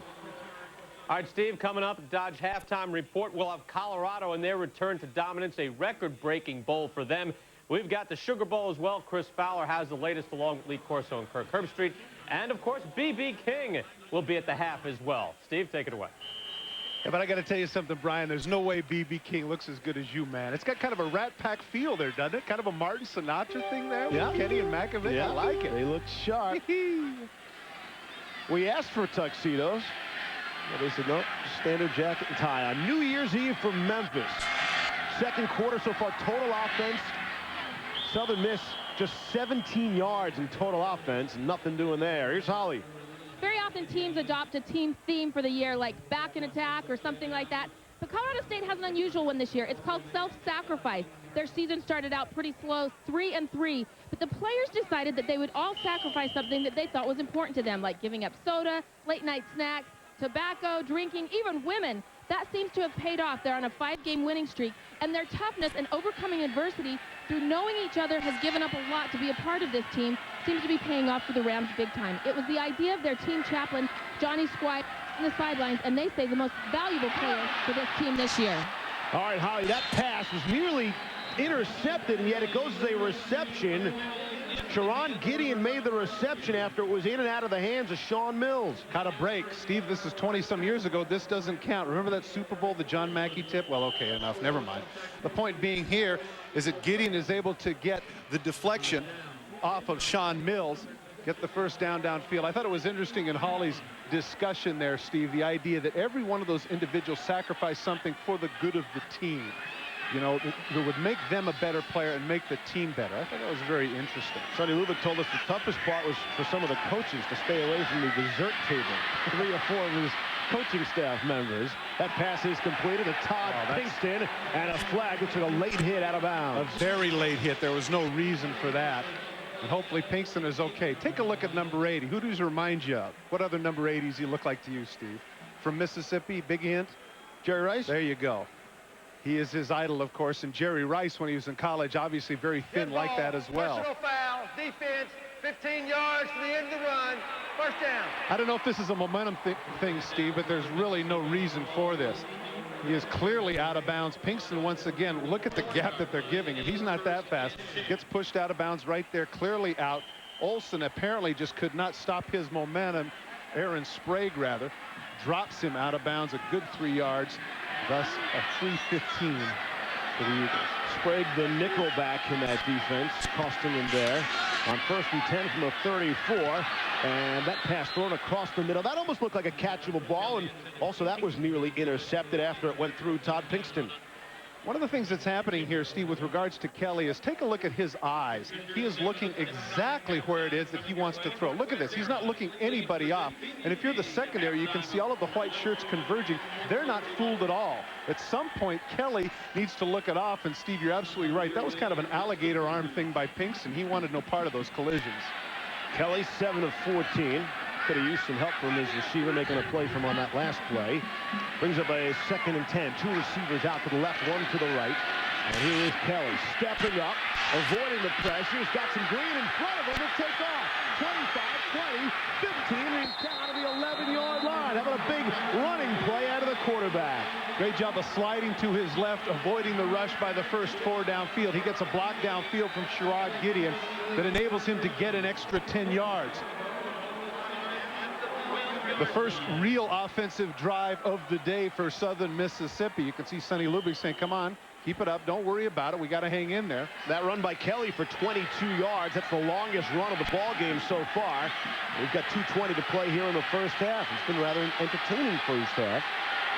With Colorado State out in front, 17-13. And they're keeping it on the ground. And they're inside the 5 with Derek Nix. You know, Steve, you mentioned very entertaining. One of the things that always fascinates me about collegiate football is the ebb and flow of momentum. Clearly, 5 minutes ago, it was all Colorado State with the long throw, everything going their way. Larry Kerr a little bit frustrated because they also did a great job with special teams getting them down to the 20-yard line. Now Southern Mississippi has put together a very good drive. And when I asked Larry Kerr, I said, Kelly might not be capable of doing that, being patient. But instead, he's been exactly that in this particular drive, making nice throws. And, of course, the big 22-yard run that has set him up down here, Steve. And prior to this drive, Southern Miss had 17 yards of total offense. They've got 78 yards on this drive. That is 6 plays. We add that one on Kelby Nance, his first carry of the game. Nice collision in the middle of the field, Steve, but I think that they're still able to get the first down even though they didn't get the touchdown. That's going to set up. It appears that it might set up 1st and goal. Now, this is interesting, Steve, with the clock running. Southern Miss, with their clock management, might be able to score and run the clock out and not afford Colorado State another opportunity or another possession in this half. They call it 1st and goal. Steve, I think they've got it as 3rd. Scoreboard says 3rd down, and that's the marking on the field. We had it incorrect. And it will bring up a 4th down. Actually, that should be enough now. The clock ticking towards 40 seconds. And Jeff Bowers needs to look up here at the clock as now it's ticked down to 30. Southern Miss has 3 timeouts left in the half. Colorado State just 2.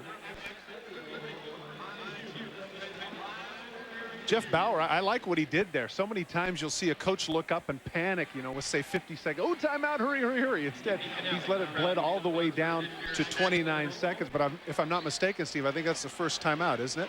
Yes, that is the first timeout they have taken. As we await the measurement. This is a big deal here. Yeah. It's a big deal, and you can see right there it's an inch. And the reaction by Jeff Bauer, 4th down, a little bit. Well, there's no decision here. You're not going to kick a field goal that short. You're going to go for it. And he brings in his so-called elephant package with all the big bodies. So it's 4th and inches from the 2. Not inches, inch. Inch. Right. I was going for the proper English there. 4th and inch. And we'll come back with that play. A good shot at exactly what they need for a fresh set of downs. That would be 4th and inch. I was incorrect when I said 4th and inches, Todd. You were right on as usual. Only 3 for 13 trying to convert, but I'm not sure they tried 4th and inch. Colorado State took that last time out, so Southern Miss has all 3 left with 29 seconds left in the half. Are they trying? They're going to try and draw them offside. Yeah, that's right. All right. Rittenhouse, here's the interesting point, Steve, that you just pointed out, which is very, very astute. We've got 3 timeouts, so we can do this. Take a chance, draw them offsides, call timeout, and regroup and see about the play we want to get. Instead, we're not able to get the cheap one. Now let's be serious about it. New Year's Eve from Memphis, the 41st AXA Liberty Bowl, and we wish you all a very happy New Year. And folks, let's be smart out there tonight, wherever you are enjoying New Year's Eve. You have to wonder a little bit, Steve. I know what the thinking is in terms of drawing offsides, but what does that say about your confidence a little bit? I mean, as you pointed out, it is an inch after all. I think as you pointed out, it was an inch. Oh, okay. 4th and an inch. 29 seconds left in the half. And they put it on the ground, and they get more than the inch. They get the touchdown from Derek Nix.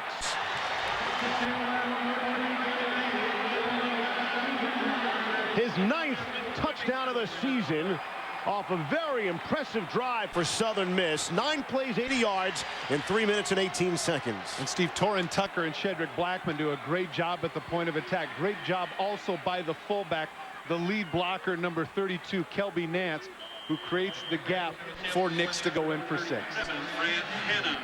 Brant Hanna on to attempt the extra point. Interesting shifting around for the extra point. It's the old swinging gate. With 26 seconds remaining in this first half. And Hanna's got it. Boots it through. And we have a 3-point football game as we approach halftime. Steve, 2 key plays in this particular drive. One seemed innocuous enough, and that was the throw to Pinkston. It's out to the side, no big deal. You pick up about 9 or 10 yards. Instead, Aaron Sprague hits him out of bounds. They tack on 15, and of course Kelly shows his mobility, ducking in, ducking out, cutting upfield, getting a couple of blocks downfield from his wide receivers, 22 yards, setting up this particular score. And again, I come back to what I pointed out earlier, Steve. Now only 26 seconds remaining in the half. More than likely, Colorado State is only going to kneel down, and the momentum clearly has shifted back to the black and gold side of the field. 26 seconds to play, and then we'll be set for halftime. The Dodge halftime report. We'll send you back to Brian Kenny and John Makovic. They'll have the latest on what happened today in college football in a Buffalo blowout. We'll have a live report from New Orleans and a preview of the nightcap of our triple header on ESPN with the Independence Bowl coming up.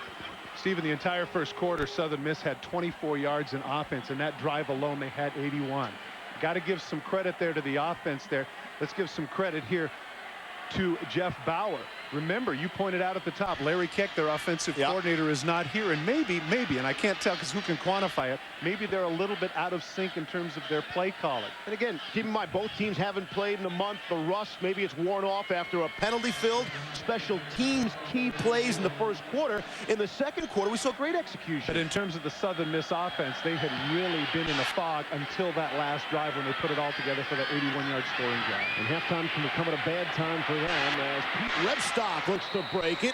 And he's out to the 35-yard line. The kicker actually made the tackle after the gain of 27. Now, Steve, I'm saying to myself that maybe you kneel down, but instead you get the nice return from Rebstock, and here's the kicker, Urquhart.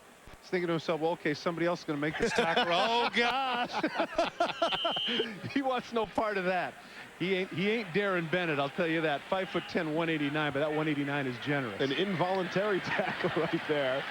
As they do keep it on the ground with 15 seconds left, and Colorado State has a timeout left. That was Kevin McDougal. Very surprised there, Steve. I thought they may take a shot at it because of the return. But that's a great face. Talk about the deer in headlights, huh? Is that actually a college player? That was a junior high school face. We have just witnessed the highest scoring first half in the Liberty Bowl since 1971.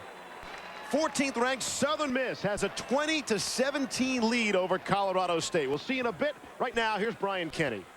We are at halftime of the 41st AXA Liberty Bowl, and Southern Miss is leading Colorado State by a score of 20-17. Welcome back inside the Memorial Liberty Bowl. Steve Levy, Todd Christensen, thoughts from Holly Rowe in just a little bit, and Happy New Year's, everybody, as we approach the midnight hour. What a wild first half it was, and really a completely different first quarter in comparison to a much better executed second quarter. To be honest with you, I didn't understand. At the end of the quarter, you roll out and you say this is the highest scoring Liberty Bowl in the first half in 20 some odd years, and I'm saying to myself, wait a minute, the leading rusher has 42 yards. Right. The leading passer has, I think, 115 yards. The most catches anybody has is 2. You know, combined they have about 250 yards total offense, and yet there's 37 points. It says a lot about the special team play and some of the mistakes made earlier. The layoff must have had some effect for both schools coming in, because that first quarter, while wildly entertaining, probably wasn't a very well played first quarter with all the penalties and a couple of special teams plays. Well, very bizarre, particularly the block kicks that happened early on.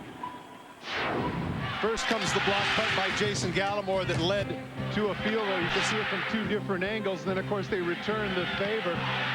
John Floyd blocks the punt, and the ubiquitous Brandon Francis comes up with it. Of course, you have the reverse by Rice, who goes in for the touchdown. And on 4th down, Mix gets the touchdown for Southern Mississippi. Reaction of Bauer is clearly the momentum had shifted back to Southern Miss there at the end of the first half. When Colorado State blocked their punt, it was their first blocked punt in 50 games, going all the way back to the '95 season. Some of the numbers from the first half. Yeah, some of the numbers, as we pointed out, no big deal. You can see the total yards, everything not a big deal. Total yards, take a look here for Southern Miss. Don't forget, Steve, 81 of those came on that last drive. They only had 26 yards heading into that last drive. So while we have talked a lot about the Southern Miss defense, we have to give some kudos to Colorado State's defense. Has played quite well, too. The Rams defense, especially on keeping the 3rd down conversion rate for Southern Miss down just below the number you circled, was 1 for 7 for Southern Miss in 3rd down conversions, and yet they lead here by 3. Well, once again, they were able to put together the one great drive, the 81-yarder, and Kelly, who had been so rusty early on, puts it together to get that drive, get a touchdown, get some momentum for Southern Miss, who leads by 3. At halftime earlier, and back with Brian Kenny, you saw Rich Walls and Gino Torretta. They're coming up just as soon as we get through here with the Sanford Independence Bowl, as Ole Miss is set to take on Oklahoma. The Rebels, led by Deuce McAllister, while the Sooners are making their first bowl appearance since 1994. Here's Holly Rowe. Gentlemen, the update from both locker rooms. I was in the Colorado State locker room when Kevin McDougal walked out. There's a sign on the wall that said, "Attitude makes the little things matter." He slapped it. He was furious. He wants to make more happen with what they do have on the offensive line than what they don't have.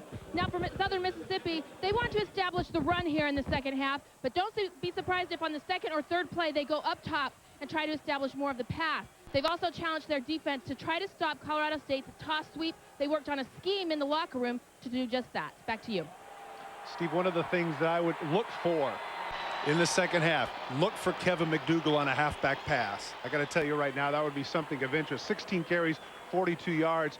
You know, when you're holding him to below 3 yards to a carry, that's a great job by Southern Miss. But in trying so hard to stop that toss sweep, that could be a trick play that would work for the Rams. And he's had some success in that department. He did have a halfback pass against Air Force that went for a 3-yard touchdown.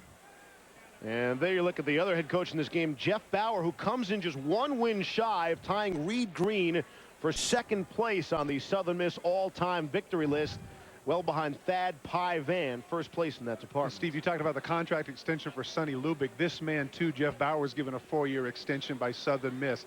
That's a great meet, I should pay, a great conjoining of man and university, as Bauer has done a tremendous job down there in Hattiesburg. His 3rd conference title in the last 4 years. So you say, hey, well, what happened to that 1 year they didn't get it? Well, they went 5-1 in the conference and just didn't finish first. And don't forget that that was the year of Sean King, currently the starting quarterback of the Tampa Bay Buccaneers, who went 12-0 and defeated BYU in this very game last year. I believe they ended up number 7 in the country. And to your grandparents and all the other grandparents out there, you are all on ESPN. Wish you a very happy New Year wherever you are celebrating your New Year's Eve tonight. Just about set for the opening kickoff the second half. A wild first half, and entertaining it was. Only topped off, I might add, by the halftime show for B.B. King. B.B. King, man, he's working it. Lost a few LBs. He looked good, didn't he? Hopefully we'll be seeing B.B. later for the ESPN New Year's Eve celebration. That's if Holly's able to get us in. We'll see about that. Shawn Mills set to return the opening kickoff for the second half, and quite a kick return it is, as he has him out to the 32-yard line. A 25-yard return to open up this third quarter, and so they'll start with pretty good field position. It'll be interesting to see as to whether or not Kelly gets in his rhythm. Holly Rowe pointed out that they wanted to establish the run. Colorado State really had done a pretty good job of stopping Nix in the first half.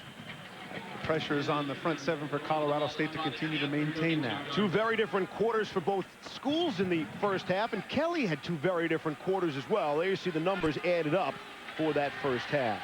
7 of 15 for 80 yards. On 1st and 10 now from the 32. They send the man in motion and hand off to the right side of Derek Nix, who had really one man to beat. If he could have gotten around that corner, would have been a big gain. As it goes, it's good for 11 and a first down. Right side of the offensive line for Southern Miss. Again, doing a good job clearing the way.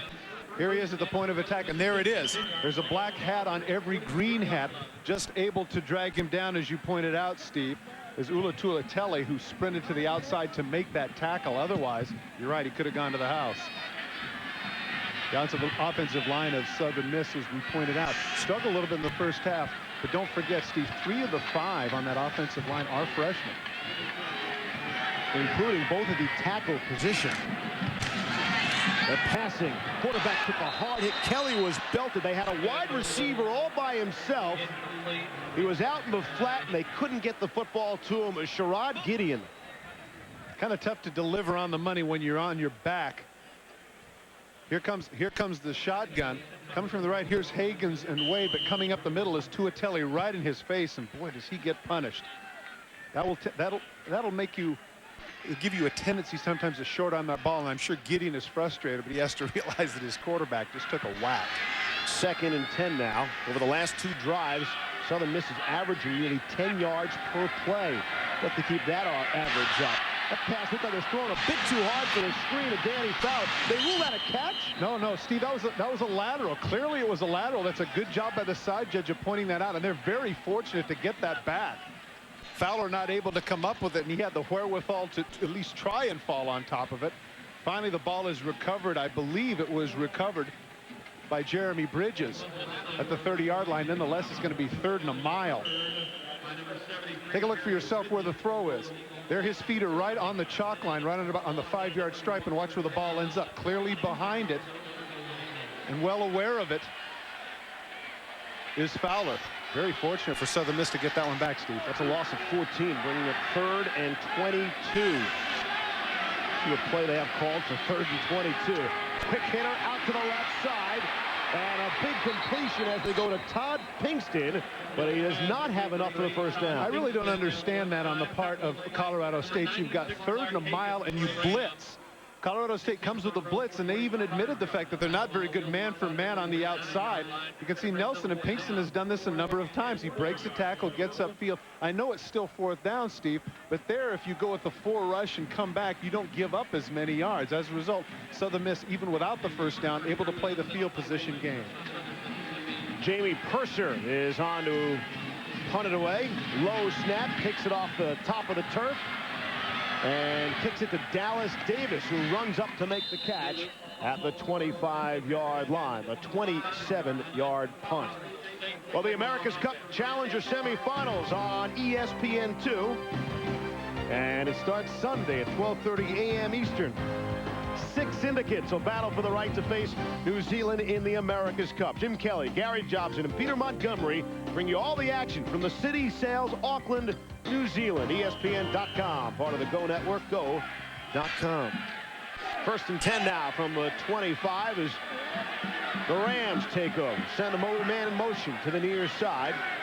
And they'll put it on the ground. It is McDougal spinning away from the first attacker, and finally brought down by Chad Williams, but not after Not until a gain of 5 yards. See, one of the drills that running backs always do have those tires, and they run on those tires. The reason they do that is to keep their legs moving. That's what McDougal did there. It appeared that he was stopped for about a 3-yard gain, kept his legs moving going forward. The result is a 5-yard gain. I always wondered why they did that with the tires, and now I know. Strictly cosmetic, Holmes. Coming up on 12.5 to play here in the third quarter. Southern Miss leading by 3. On 2nd and 5 from the 30. Trying to evade the pressure. And Adalius Thomas brought him down, his 2nd sack of the night. Now, it appears that it was a fumble, and let's see what the official decides. Yes, they do. Turnover. I didn't understand, Steve, the one thing that I didn't understand, Adalius Thomas, the 2-time winner of Defensive Player of the Year in Conference USA, is going to come in completely unblocked. Look at the top of your screen. This is number 97. They got to do something with him. He sacks him. I'm not quite sure. It appeared that he drops, but Newton, in his attempt to go after the ball, would indicate that he did have a fumble. Cedric Scott, it appeared, is the one who came up with it. For Thomas, that is the 2nd forced fumble for him of this football game. The last one led to a touchdown. That is the 3rd Colorado State turnover of this football game. And we'll see what Southern Miss can do with it, with the football and with the lead. It looks like they've got a loss on 1st down. They handed Derek Nix. You've been with me all season. You know what my pet peeve is. Right after a turnover, what do? You go up top. You got the momentum. You got people rock back. Instead, you hand off and go between the tackles. I don't understand that. When you've got them in a defensive position. But then again, you have to say to yourself, maybe the loss of Larry Keck in terms of an offensive coordinator, maybe that has something to do with it. They go with their standard fare. Sorry, I was slow responding there. You said pet peeves, and I was going through your long laundry list of pet peeves. How come they don't throw to the tight end more? They're 2nd and 11 now from the 26. Jeff Kelly, drop, quick throw, gets it out into the flat. It's complete to Sean Mills, and he's dropped at the 15-yard line. This is a good job by Jeff Kelly in finding the seam in the zone. Give Mills the opportunity as he settles down in the dead spot between the 2 defenders, get the ball and have some yards after the catch. Kelly now 9 of 18 for 107 yards in this football game. And they've got a 3rd and short from the 16-yard line. They're 1 of 8 in 3rd down conversions. See what's left on the play clock. 3 wide receivers. And the quarterback, Kelly, trying to keep it. Not nearly as successful as when he picked up 22 yards in the 2nd quarter. That goes for a pickup of 2, but it does the job. They'll move the chains. And Jeff Bauer, this is interesting, Steve. The first time in the game here, beginning, or rather the 2nd drive of the 2nd half, they go with the option play. They had not run that at all in the 1st quarter. Come with a little bit of a surprise to Colorado State's credit. They're able to stop it for a minimal gain. Nonetheless, they're still able to accrue the 1st down. Southern Miss finished 14th in the nation, the highest they've ever finished. They figure get a break here and there, win the football game. They could see a final ranking of 10 after the postseason is complete. And they keep it on the ground. And just about halfway to another 1st down, Derek Nix. Well, as Holly Roll pointed out, they wanted to establish that, and really the yards get tough down here. You got to give credit to the offensive line of Southern Miss to get that kind of a drive here on 1st inside the 15. They give him 6 on that last carry, so we'll call it 2nd and 4 with the ball on the 8-yard line. Southern Miss driving with a 3-point lead, looking to add to it. Send Mills in motion. Now he comes back to the near side. And they look for a quick hitter, and it was dropped by Machota, the tight end. Heavy pressure in the face of Jeff Kelly. Well, don't forget the tight end has only caught 3 balls the entire year, and we won't get into that. That's on your list of pet peeves. You know what? I'm just going to give that a rest. That was a very catchable ball for Machota. A little disappointed in himself as Kelly stood in the blitz. Delivers the ball in his hands, but he couldn't come up with it. Got a whole filing system now. Rough crowd. Brings up a 3rd and 4. You see the conversion. Fine in the regular season. Not so fine so far here in the bowl game. Out of the shotgun. Kelly calling signals. 2 receivers out to the right, and that's the direction he's looking. So if he throws to the back Nix, who drops that football. Colorado State has to come off the field here feeling pretty good about themselves, even though it was mistakes by Southern Miss that forced this field goal attempt. Here's Kelly out of the gun, just going to deliver the ball to Nix and see if he can get the 3 yards for the first down. But as often happens, they decide to run before they have the catch fully, and the result now will be a 25-yard field goal attempt by the Golden Eagles. Brant Hanna is on. This will be his first attempt at a field goal in the football game. He was 11 of 18 during the regular season. Trying to put his team up by 6. The 25-yard field goal attempt is up, and it is dandy. 6 plays, only had to go 17 yards after the turnover forced by Adalius Thomas. Puts his offense in good position. Southern Miss by 6.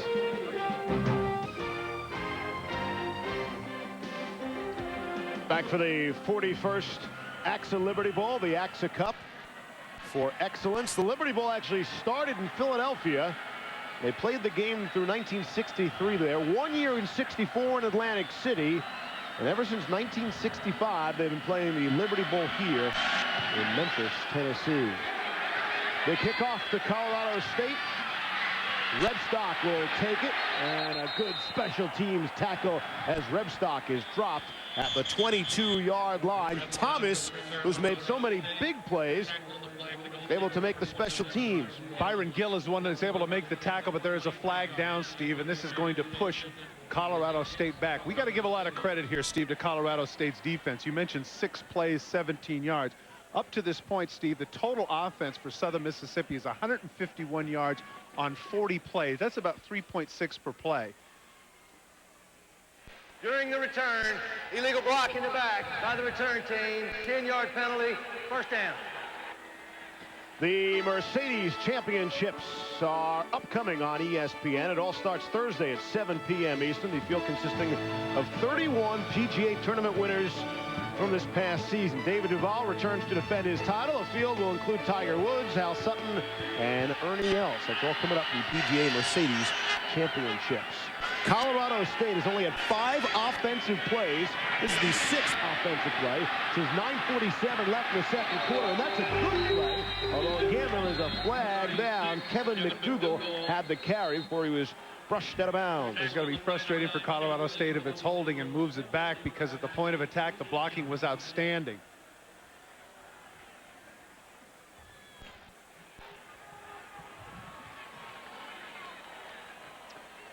Sonny Lubick certainly doesn't like it. Sonny talked to us yesterday about the most fun he has had in coaching a football team. By the offense, half the distance to the goal. Repeat, first down. Although he's certainly not enjoying that. Well, but you make a good point. We were conversing with him when we asked him about that very thing. He was talking about how this certainly isn't his most talented team. But he said arguably they had the best effort of any group that he's been with at Colorado State. And he talked about they had tons of adversity. It seems like every other team in the nation, but you don't get the good without the bad. He says you have to overcome some adversity to have the kind of season that they have had. Actually, both of these teams have had. 9:15 to go here in the third. Pickup of just 1 on the plate from McDougal, and they continue to bang away with him. DeQuincy Scott making his 2nd tackle of the game. Well, let's hope for Colorado's sake, Steve, that Matt Newton is not shell-shocked now. That's the 2nd time that he's dropped the ball, both very costly, leading to 10 points. And it'll be interesting to see the first time he fades back to throw. KCUR just joining us. Blaine Saapaya is out of this football game, injured after the 2nd play from scrimmage. Clearly the best offensive lineman. Wow, Newton was belted that time. Loose football. And let's see what they're going to say on the call. McDougal is able to come up with it. So evidently his arm was not going forward. Boy, did he take a shot. Thomas was in on the pressure, so too Trahan. Steve, we talked about Thomas and the quality player he is. Again, I don't understand why they don't have him double teamed. There he is. He comes from the back. He's the one that strips the ball, Steve. Thomas is the one that was able to strip the ball, and the recovery was made, I'm sorry, by Jose Ochoa, the tight end. Again, Thomas is everything that's been advertised, Steve. Sometimes you come into a game and a guy he's overhyped. Not Adalius Thomas. He's a disruptor. 3rd down and 16 in dangerous territory. Smart play to keep it on the ground and run it up the middle to Kevin McDougal. Gets him a few yards back, 3 to be exact. And they will punt it away. A little pressure now on Dion Hornick to get them out of this hole. Averaging 42 yards a punt. You mentioned Thomas, and you saw him firing up the Southern Miss crowd. They'd hope to have some 20,000 people make the trip from the Hattiesburg area. Thomas was the '97 Liberty Bowl defensive MVP, and he's working on another award here tonight. Hornick is punting from his own end zone off the low snap. Gets it away. It's a low punt as well, but it does take a Colorado State bounce. And it'll be dropped at the 35, and that's where Southern Miss will take over. It goes as a 53-yard punt for Hornick, not close to as long of 72. Memphis, Tennessee, home of the 41st Axel Liberty Bowl. Beale Street, B-E-A-L. That's spelled like the last name of our colleague, That's Larry. Right, Larry, all right.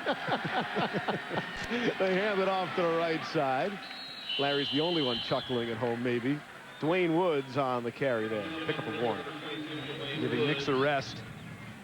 Town of Elvis. I tell you, Graceland, that's a lot of fun.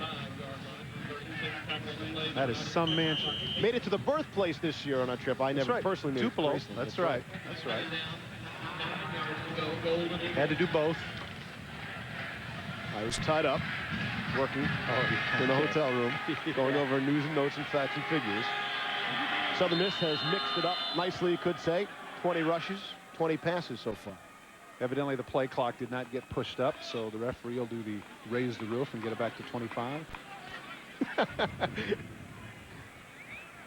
We have a timeout. Equipment violation charged against the white team. All right, Todd, what do you got there? Equipment violation. Well, that could be a number of things, ranging from a chin strap to a shirt that's not over the pads, or maybe even a mouthpiece. So here's Holly.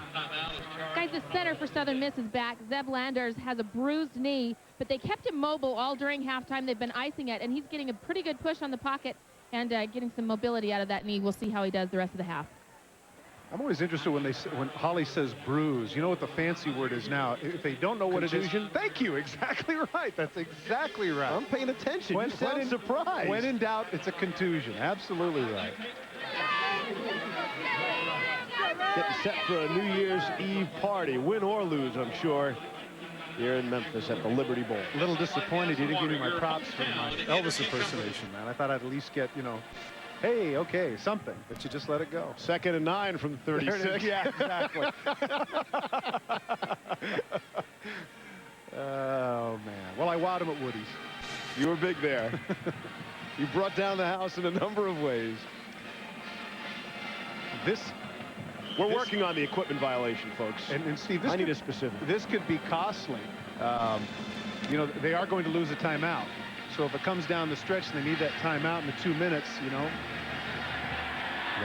they'll rue this, the mouthpiece, whatever it is. They open in a 4-receiver set. Don't see a whole lot of this out of Southern Miss.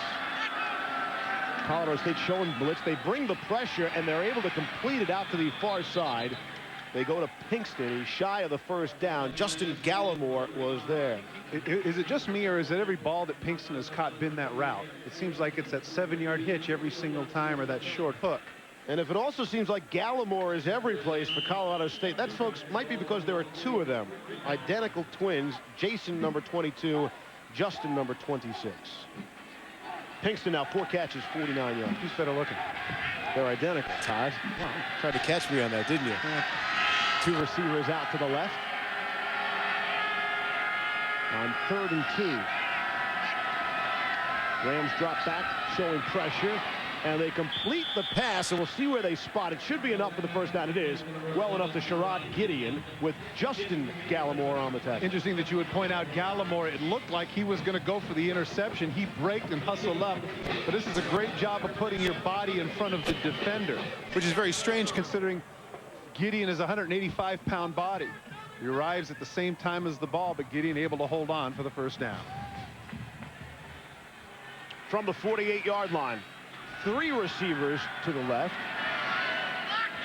The trips, if you will. And they put it on the ground, handing it off to Dwayne Woods, the sophomore from Louisiana. Tuitele makes the stop. It's his 4th tackle of the game. When the team earlier in the season, Steve, was 3-3 and everybody was counting out Colorado State, I asked defensive coordinator Larry Kerr, I said, who are some of the people that stepped up? Who are the leaders? And he didn't even hesitate. He said Ula Tuitele is the one that was verbally and by action leading. He says, what a quality young man, and that's somebody who's going to be sorely missed by the Colorado State program. I asked Sonny Lubick, I said, when you were 3-3, did you see the team was getting better? Did you see a 5-game winning streak coming? He said, no way. There was no sign of that, but that's the way it worked out. After the 3-3 start, they finish 8-3. Will it be 9-3? Timeout, Southern Miss.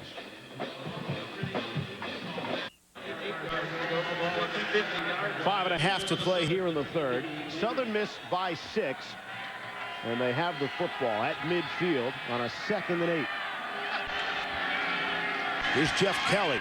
Steps up, sees some green, now throws, and it's complete. Able to hook up with Gideon around the right sideline. Steve, he was way beyond the line of scrimmage. That's going to come back. Not even close, no, right? No, it was a good 3 yards past the line of scrimmage. It was interesting. I was following behind the play the referee, and the referee, Jack Childress. He went and looked at his feet to where the ball was thrown, looked over to the down marker and says, guess what? That's a little too far.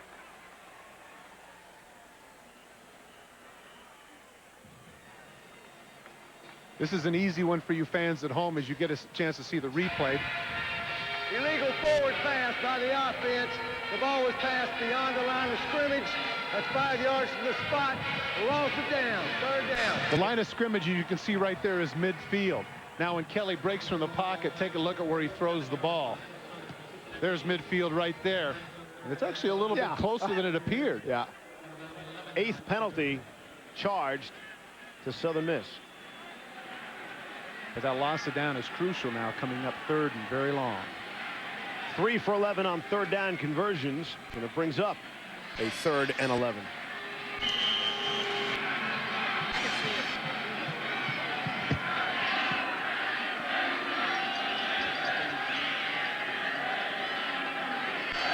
Out of the shotgun, 2 receivers to the left. Here's Kelly under pressure, runs around. He's got some green in front of him. He'll pull it down and go for the 1st down himself. And he didn't just go out of bounds. He bowled his way ahead into David Vickers. Pickup of 10 on the play. 6'2", 205-pounder. You're absolutely right, Steve. He did not take the out of bounds, and as a result, it's very, very close. And I'm guessing here at about the 42-yard line, I think that they're going to go for it. He's able to avoid the blitzer and cut up the field. And it appears he's going to be a little bit short, but I still think they're going to go for it, Steve. Right there, you think he's going to cut out of bounds. Instead, he lowers his shoulder, and look at that. He actually moves people forward. Now 4th down and a couple of inches, the 42, and they're going to go for it. They are 1 for 1 tonight on 4th down conversions. And here we go on 4th and 1. The right side flag was thrown, but the second effort by Derek Nix seemed to be enough. My guess, though, is that Colorado State was offside here, Steve.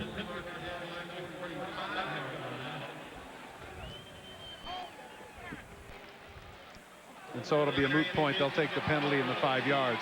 So many times you want to crowd the line of scrimmage and get as much of a jump as you can. And the result is you find yourselves in the neutral zone.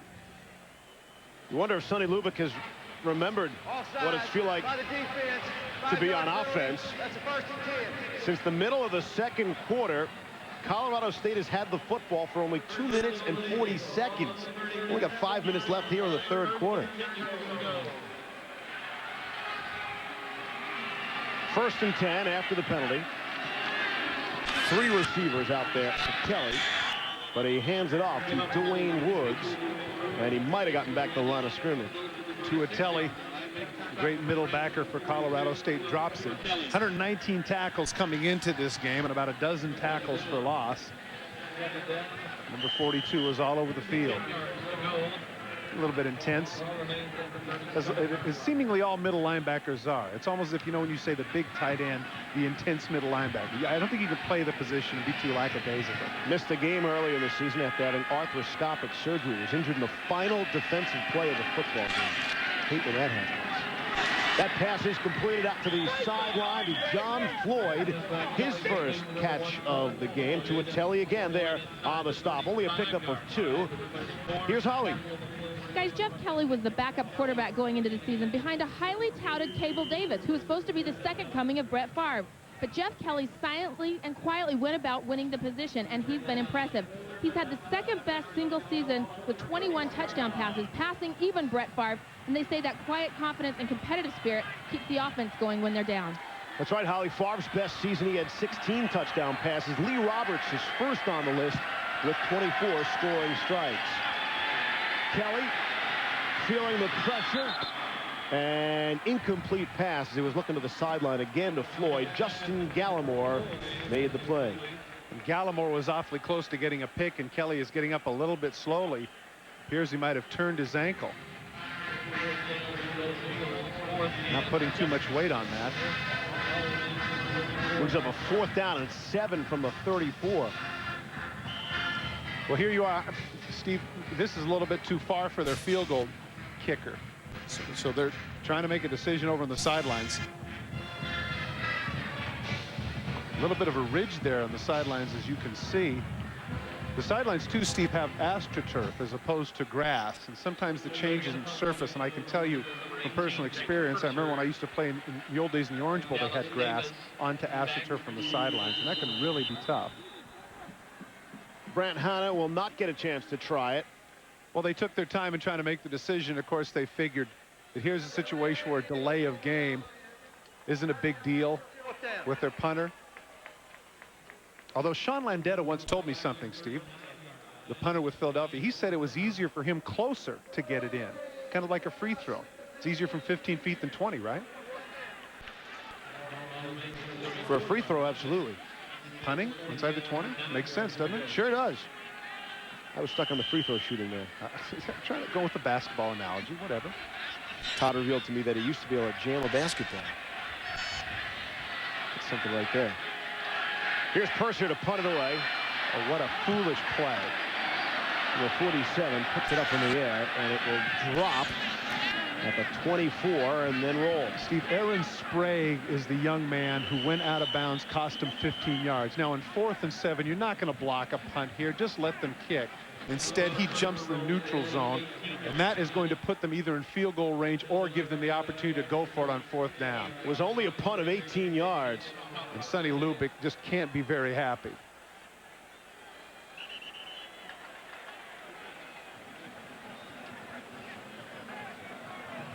On the delay of game, Steve, they refused the penalty, and now that appears to be costly. We thought it was 4th and 12, but Colorado State decided not to take the penalty. Boy, this is costly. By the defense, 5 yards from the previous spot. It's still 4th down. But now, Steve, it's 4th and 2 at the 30. And that's within field goal range, but I don't know if it's going to be field goal because that's a long ways. They can still go for it. And Sonny Lubick is just aghast at the mental error made by Sprague in the middle of the line. Hanna's long, in case you're curious, is 48 yards. Pretty good crosswind going here. Now you see Kelly limping. Kelly is limping onto the field. He was sitting on the bench. You know, he didn't know it was going to go on, so this will be interesting to see his legs, how well they... 4th and 3, and nearly put it right into the hands of Justin Gallimore. And if he could have caught it, he might have had 6 the other way, looking for Sherrod Gideon. Truly, Gallimore has seen that route about a dozen times. This time he reads it. Very lucky that this one didn't go to the house. Look at that. He's breaking forward, and if he holds on to that ball, doesn't drop to his knees, there's 70 yards of grass and a lead for Colorado State. Instead, the ball thrown just a little bit too hard and wobbly. Gallimore can't come up with it. Nonetheless, good stand for the Colorado State defense as they come out with decent field position just short of the 30. So after all the plays, and the flags doesn't result in much, except Colorado State taking over. They've had 5. This is their 6th offensive play in the last 18 minutes of the game. And the first play is a good one to Dallas Davis, racing down the sideline, and he steps out at the 42. He could have kept his balance. He might have gone all the way. See, we've been waiting for Dallas Davis to do something exciting. Obviously, the great punt returner, but also the leading receiver with 51 catches coming into this game. Does a nice job with the hook and out, able to avoid the tackle, shows his speed down the sideline, gets a nice block by Rebstock downfield. The result is inside of Southern Mississippi territory. The 29-yard gain there. You see the numbers on Davis.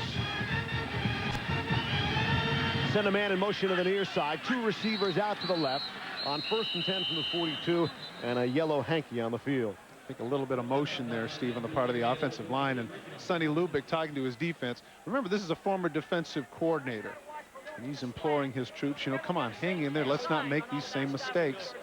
But again, you know, we came into this game, Steve, talking. Prior to the snap, false start by the offense, 5 yards. It's still first down. Steve, we came into this game talking so much about the Southern Miss defense and how highly they were rated and everything else. I'm not even sure they're the best defense on the field, at least tonight. Colorado State has been terrific. Todd, there are your 2 twins right there. You were wondering which one was better looking. Identical, I'd say. It looks like Jason's got a little bit longer hair. Just look at that. I mean, look at the hair too. It looks the same in the front. Look at that, matted down in the same spot. That kind of Elvis thing working down the front. Good. More Elvis. No, Kevin McDougal to carry there. Man, that's great. What a great shot. Jason is 22. Justin is 26. I thought you said they were twins. One's 4 years older. What are you talking about? Their uniform numbers, Todd. All right. Both go 5'10", 190. Oh, what a surprise. No, one's 6'5", They could be off by an 5'7". inch or something. They could be off by a pound. That pass is overthrown. Overthrowing everyone. The white shirts and the black shirts. Here's Holly. Hey guys, you're talking about the Twins. You know, they have not been apart even for a week since 1978. But they had tragedy strike when their father passed on earlier this year.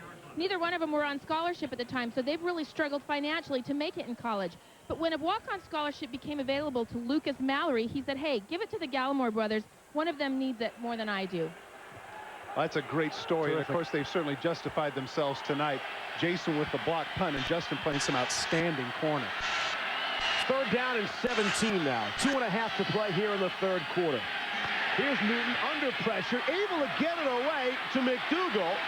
And he carries along the far side. He's well shy of the 1st down. Leo Barnes made the stop, and then pressure from guess who?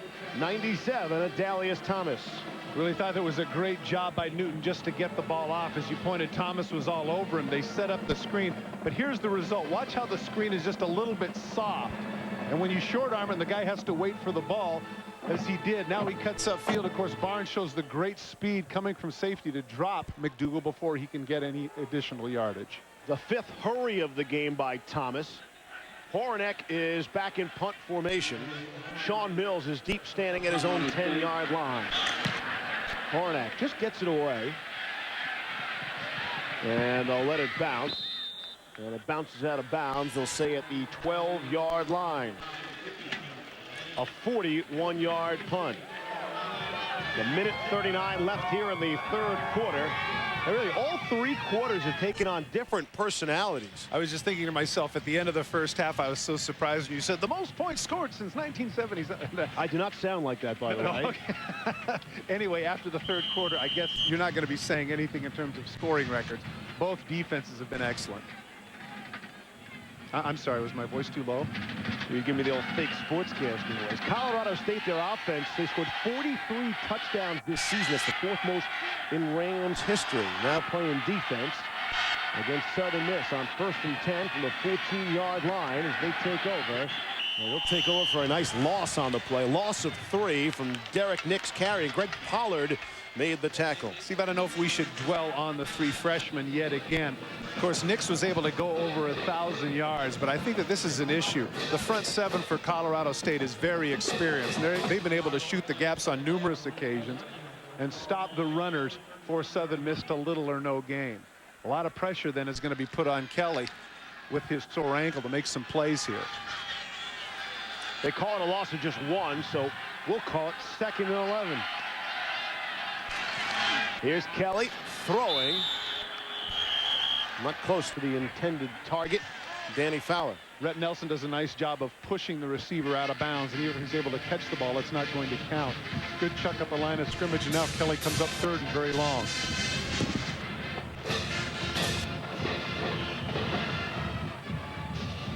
Third and 11. Ball at the 13-yard line. Kelly was named starter. He started all 11 games this season, but he was named starter just 2 days prior to the opening. And he's put together a rather nice season. He's 12 of 26 so far in this game for 123 yards. And he looks to throw, and he's going deep. Got a man on the sideline, and he overthrows the intended receiver. Pinkston had run that hitch route so very many times. This time, take a look. He doesn't settle down, and the result is the corner Nelson goes, uh-oh, he's run past me. Kelly felt the pressure. They came with 6. He threw it a little bit too soon. If he could have hung in there, he could have delivered the ball on the money. Pinkston certainly is frustrated, as is Kelly. And you have to wonder, Steve, how much that ankle's affecting his throwing. We have yet to see a big pass play long down the sideline, and it's been there a couple of times for both teams. And I guess if you're going to throw it, make a mistake, well, then you overthrow it as opposed to underthrow it, so it's not intercepted. Purser gets the punt away, and it's Dallas Davis who has to rush up to the 45 to make the catch, stays on his feet, and now is taken down. There is a flag on the play as he was dropped at the 42-yard line after a 29-yard punt and a 9-yard punt return. Steve, very courageous on the part of Davis, but one thing that you and I have seen on a number of occasions here comes the halo. Is the halo thing. I don't know if that's what this is necessarily. Could be. Oh, he has to think about it. You're absolutely right. Wow. You the man. You the man. You're absolutely right. There. Well, again, because of the halo, it's almost as if, Steve, it's almost as if now the fair catch should be non-existent because there's so much pressure now on the guys covering. Kick catching interference by the kicking team, 5 yards from the spot. First down. That's going to set up excellent field position for Colorado State as they'll start right around the 40-yard line of Southern Miss.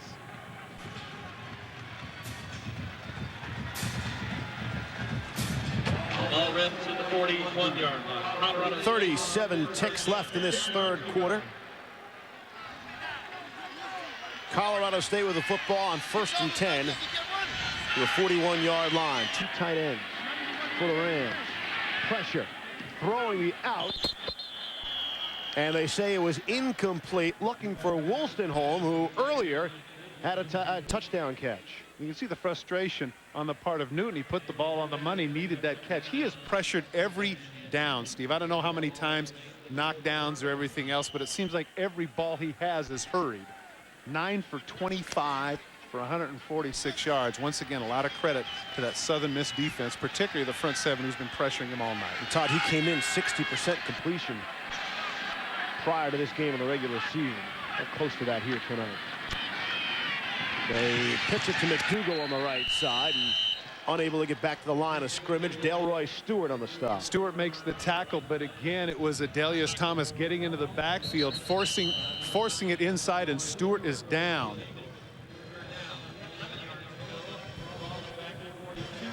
Watch number 97 on the bottom of your screen. He is going to knife in there and force right there to cut back against the grain. There's the tackle by Stewart. Again, Southern Miss in their speed up front has been just a little bit too much for Colorado State to contain. Stewart able to get himself off the field as the Ram looks on. And Steve, of the last 2 series, Colorado State has been in. Here's where they should let the clock run out. It's down to 11 seconds. He could take the time right here, let it run out, go to the sidelines, chat with the coach. Instead, they'll snap it, and Newton to throw. Across the middle. That play was there earlier. It's Redstock. They found a seam earlier in the game. That went for a big gainer. Not nearly as big there, only 7 yards. Nice tackle by Keon Moore. And now they'll have a decision when we come back after the third quarter as to whether or not to go for it at the 35. We'll have the fourth quarter when we come back. Southern Miss by 6. Well, both offensives have to be happy to hit the fourth quarter. The third quarter provided a total of 108 yards offense Colorado State at 45 yards total offense in the third quarter. Southern Miss just 63. They need some offense here on a 4th down and 4 for the Rams. Ball at the 45-yard line. Pivotal play early in the 4th. Throw across the middle, and it is overthrown again. Newton winds up on his back. TJ Slaughter is the one that comes with the linebacker blitz right up the middle, right in the face of the quarterback, and that forces Newton to throw the ball, to have an overthrow. Slaughter is an intimidating young man with his earrings and shaved head, and he talks tough. Hey, got the tattoo, but he delivers. Slaughter told his teammates, he said, look, I'm not going back to Idaho. They did not want to go to that humanitarian bowl. They are very, and we mentioned both schools, really, really happy to be here. And hey, it's champion versus champion. Well, as Jeff Bauer pointed out, he felt like his group should be happy to be anywhere.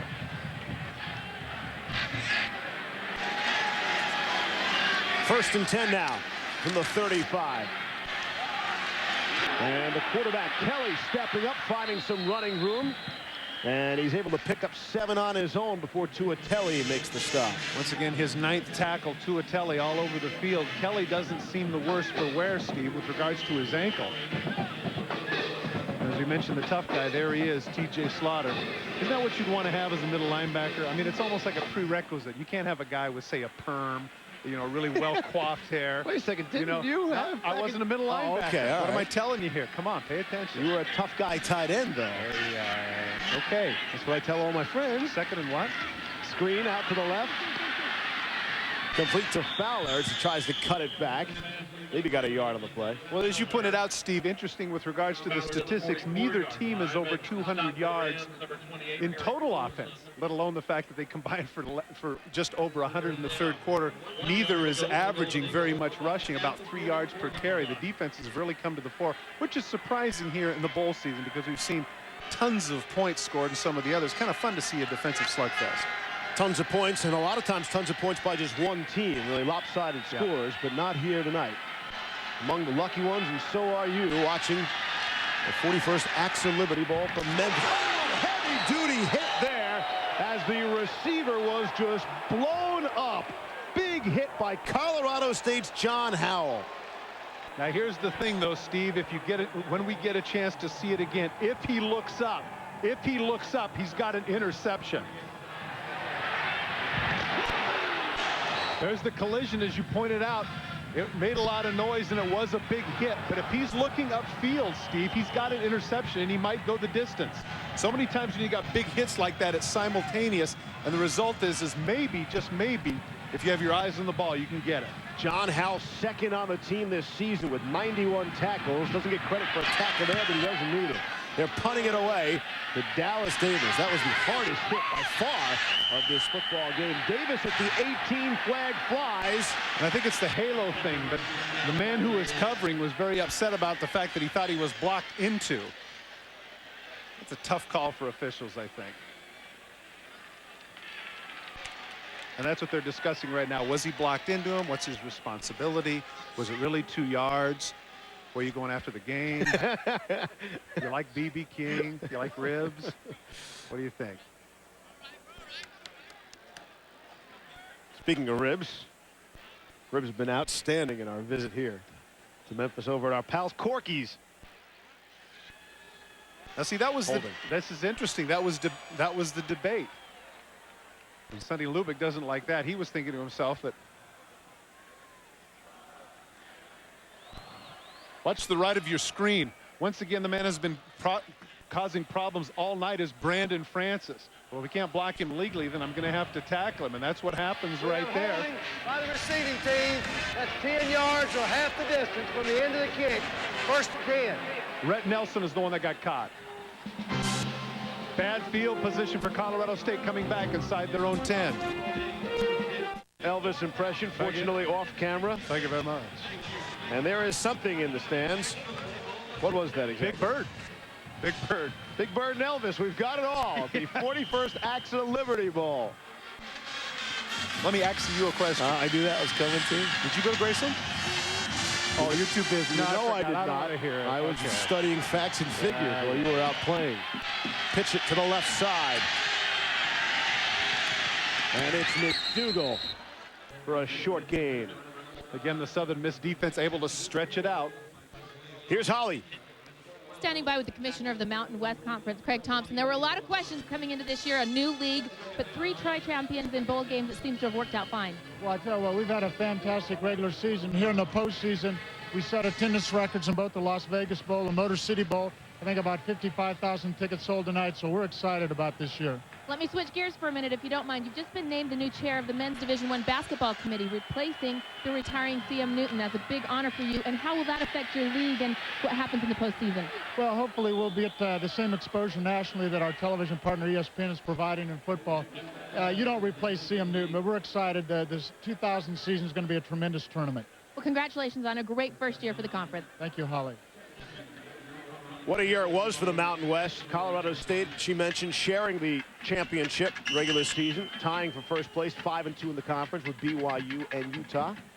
In addition to, and while we were away, once again, Newton finds himself on his back. The 10th hurry of the game, and I'm guessing, Steve, about the 15th time that he's been on his back.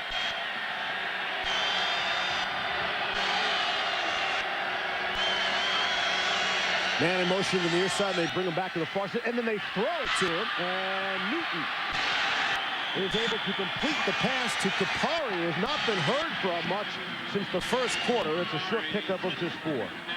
Adalius Thomas is the way. Adalius Thomas is the man that makes the play. They had that set up extremely well, but he comes from the inside to run it down from the backside. Otherwise, Steve, clearly that would have been a first down. The flag is down. It appears it's going to be a chop block, so it doesn't matter. But nonetheless, Adalius Thomas shows great speed and quickness getting to the outside. Watch number 97. The screen is set up to the left. Now he has the blockers in front of him, cuts back to the inside. Now watch to the right of your screen. Here comes number 97. And a 6'4", 255, 260. He doesn't run like a man that size. By the offense, that penalty is refused. 4th down. Thomas is all over the field. He has had 2 forced fumbles coming into this, 5 hurries and 7 tackles. He is as good as advertised, Steve. He had 9 sacks in the season. It's kind of an off season for Thomas, considering he had 12.5 last year. And again is the career leader in sacks, 34.5. Dion Hornick is back to punt from his own 2. Sean Mills is standing deep. Hornick gets it away. Spiraling kick that'll drive Mills back to the field. He fumbles the football. Loose ball. Colorado State jumping like they have it.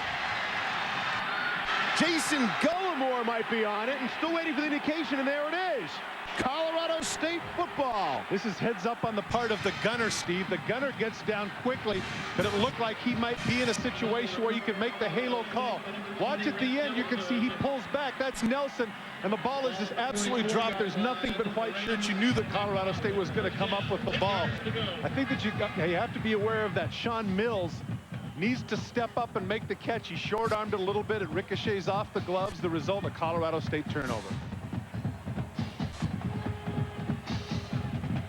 Rams take over now on 1st and 10. Let me qualify that. Colorado State gets the turnover, rather. You see the turnovers for the football game. 5th of the football game now. And they're going to throw, and they'll be sacked. And guess who? Adalius Thomas. But Todd, that is what you talked about earlier. Off the turnover, let's go up top.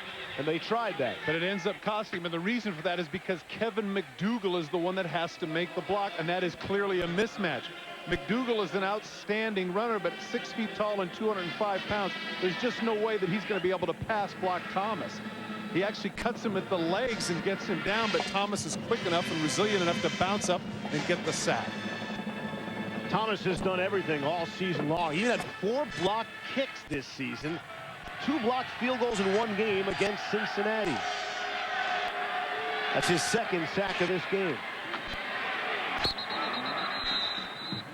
Out to the near side, completed to Rebstock for the short gain. Raymond Walls on the stop after the gain of 5. Steve, essentially they were able to get the yardage back from what they had on the sack, and now they come up 3rd and 10.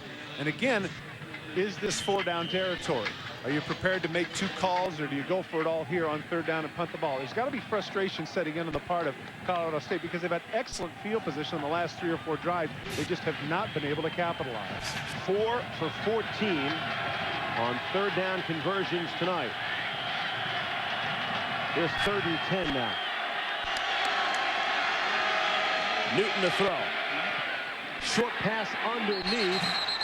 Might have gotten back to the original line of scrimmage, but not more than that. Dallas Davis on the short reception for a gain of just 1. Joey Pinkston on the tackle. So there's no decision here, Steve. With 10:30 and the clock running, you're going to punt the ball, still only down 6.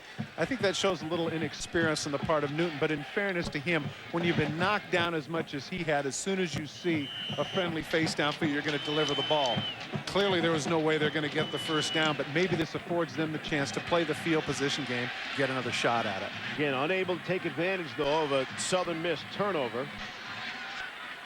Earlier, resulted in 3 points. Here, they won't get any points out of it, and nearly blocked as Hornick gets it away. Sean Mills won't have to try it again as it goes out of bounds, and they'll take over on 1st and 10 now from the 17-yard line after the 31-yard punt from Hornick. Here's Holly Rowe. Gentlemen, I'm with my 2-time Liberty Bowl MVP, Harris Jones. We interviewed you last year. You were fighting for your life as a person in the St. Jude Children's Hospital. Success for your recovery.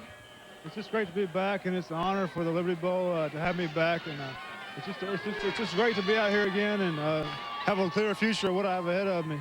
You were a finalist for the high school Heisman. You've been a football player, and you're back with the team at Murray State now, aren't you? Yeah, I'm planning on getting ready for the winter workouts and hopefully enter the spring drills. I'm not sure, how well I'll be, but I have a lot better outlook on than I did last year. Well, talking about your outlook, you were clinging to life last year at this time. You look so fantastic. How's your attitude helped you in your recovery? It's just I have a great family and great friends that help me out through everything, and I have a great faith in God, and I know without Him and without prayer I wouldn't be here. Well, congratulations on your recovery. We're so glad to see you, and hey, nice hair. Good to see you with some hair back. Thank you. Thanks very much. All right, Holly, thanks. AXA, the corporate sponsor for this bowl game, donated $100,000 to the St. Jude's Children's Research Hospital upon landing the sponsorship in 1997. Since St. Jude was founded by the late entertainer Danny Thomas in 1962, it's treated more than 16,000 children from across the U.S. and 60 foreign countries. This is actually the only bowl game with 2 schools, not an all-star bowl game type, that is played for the benefit of the charity. And some more problems. You got a flag on the play. We'll sort it out. And speaking of the hospital, both schools actually went and visited and tried to brighten the spirits of some of the kids at the St. Jude Children's Research Hospital. They treat about 180 children every single day, mostly on an outpatient bias. They focus on such diseases as cancer, AIDS, sickle cell anemia. St. Jude has more than 4,000 active patients at any given time, and nice to see both schools giving time themselves during this Liberty Bowl week. After the flag, 1st and 20. And a play that doesn't seem all that important after what we just showed you. 19 penalties in the football game so far. That's a pickup of 8 yards on the play. Crucial pickup, too, because as they're going backwards with 2 straight motion penalties, clearly Southern Miss was not hitting on all cylinders, so Nix gets him back there with an 8-yard gain. And at least makes 2nd down a little more palatable. 2nd and 12 from the 15 now. Southern Miss like to take some time off the clock with a 6-point lead. They look to pass. Heavy-duty rush and a sack. John Howell from the free safety position. He had that hard hit earlier, and he comes through with the big sack there. Comes in completely untouched, and Kelly never saw him from his backside. Number 38 is able to penetrate between the tackle and guard. There you see him completely untouched. Actually, Kelly was fortunate just to be able to hang on to the ball, and that man, defensive coordinator Larry Kerr, seems to be pushing all the right buttons right now. That's Howell's 5th sack of the season. He had a career game against Air Force in which he had 17 tackles. He's shown here tonight he's a heavy-duty hitter as well. 3rd and 20 after the loss on the sack. And they'll play it safe and keep it on the ground. And it is Derek Nix who is slung down to the turf. And once again, here's Holly. Guys, the defensive coordinator for Colorado State, Larry Kerr, told us that he had noticed on film that Jeff Kelly seemed to get nervous when he even felt pressure and really try to get out of the pocket. So he said they were going to blitz early and often because he knew that was a tendency of Kelly's. Seems to be working tonight. Coming up on 8 minutes now left in the fourth quarter, and it is working, Holly. Southern Miss will punt it away. Jamie Purser is standing on his own goal line. Dallas Davis at the 50. Rams should get great field position, down by just 6. And here's Davis able to step forward at the 49 across midfield, and he'll bring it to the plus 40-yard line with 7:39 to play here in the fourth quarter. Colorado State down 6. They'll start at the 40-yard line. Second down as we come back. They were able to complete a pass to Pete Rebstock while we were away. Now they put it on the ground to McDougal, who inches closer towards the first down. Pick up a 1. Should bring up a 3rd down and 1. And Steve, one of the things here for Colorado State needing to overcome the frustration, their average starting field position has been outstanding in the second half. Right at about in the last 3 drives, it's been the 47-yard line for Southern Miss. On the Southern Miss 47-yard line, so they need to make some hay. And as I look at the clock with 6.5 and running, this fourth quarter has really gone by quickly.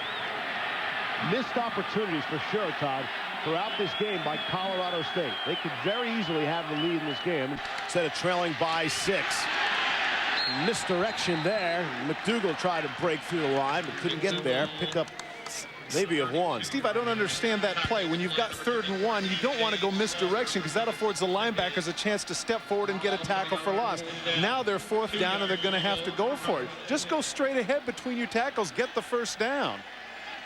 And that's one of the things McDougal runs well, as we talked about, north and south, jumping right into the hole instead of a stutter step. And there you see the comparison in the running backs here. And, you know, McDougal's 2.2 yards per carry, the star back for the Rams. Here we go. It's a 4th down and 2. They got to get to the 30-yard line, and a timeout is called. Colorado State take a timeout. They have now only 1 left in this second half. Down 6 could be costly.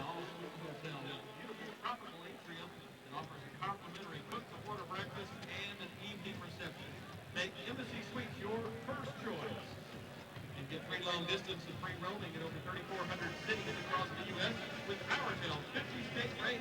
PowerTel, proud sponsor, 1999 So far in this second half, Colorado State has managed a total of 60 yards of offense. They need it to be 62, and right here on a 4th and 2 upcoming at the 32-yard line. And even though Newton has had his moments, Steve, he has struggled. 14 for 32 for 172 yards. But this has been one of the themes. Again, good field position off turnovers, and the Rams not being able to capitalize. And this could be another spot like that if they're unable to pick up these 2 yards. Well, clearly the Southern Mississippi is a quality defense, but one of the things that you point out besides holding teams down is they always seem to get a big play when they need it. TJ Slaughter there, 2nd and 1, no-brainer. You think easy first down. He penetrates, drops him for a loss, and now you come up, 4th and 3. That was a big play there on the 3rd down for TJ Slaughter.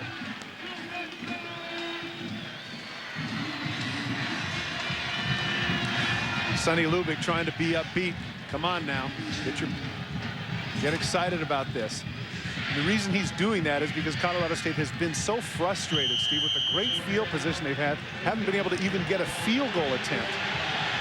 Just the 6th bowl game in Colorado State history, starting with a 49 Raisin Bowl, and they haven't been in a bowl game until the 1990 Freedom Bowl. Now they're throwing, ball batted and nearly caught. I wouldn't have enough for the first down anyway, but it's a batted ball, knocked away by who else? Adalius Thomas, and they turn it over on downs, and now you got to go back to that 2nd down play. Well, Adalius Thomas, as you pointed out, has certainly been the star for Southern Mississippi. Here he's going to come isolated, pushes the man in the backfield. He realizes he can't get the sack, so what does he do? He reads the quarterback's eyes, jumps, get an angle on the ball, gets a piece of it, and as you pointed out, even if Davis does come up with a catch, he doesn't have the first down. And I know what you were getting at, Steve. The issue there is that play by TJ Slaughter on 3rd down turns out to be huge because forced to go for it on 4th down, they're not able to come up with it. Thomas, what a game. 9 tackles, 2 sacks, 1 tip pass, and 2 forced fumbles. As good as advertised. And that's not always the case in college football, as you pointed out earlier. They put it on the ground. Derek Nix gives us an opportunity after the gain of 2 yards to share with you the Beck's storyline from Memphis. And there you see, it was a wild first quarter. We had 3 blocked kicks, including 2 punts and 1 extra point. You see the takeaways and the points, and Kevin McDougal hyped at the start.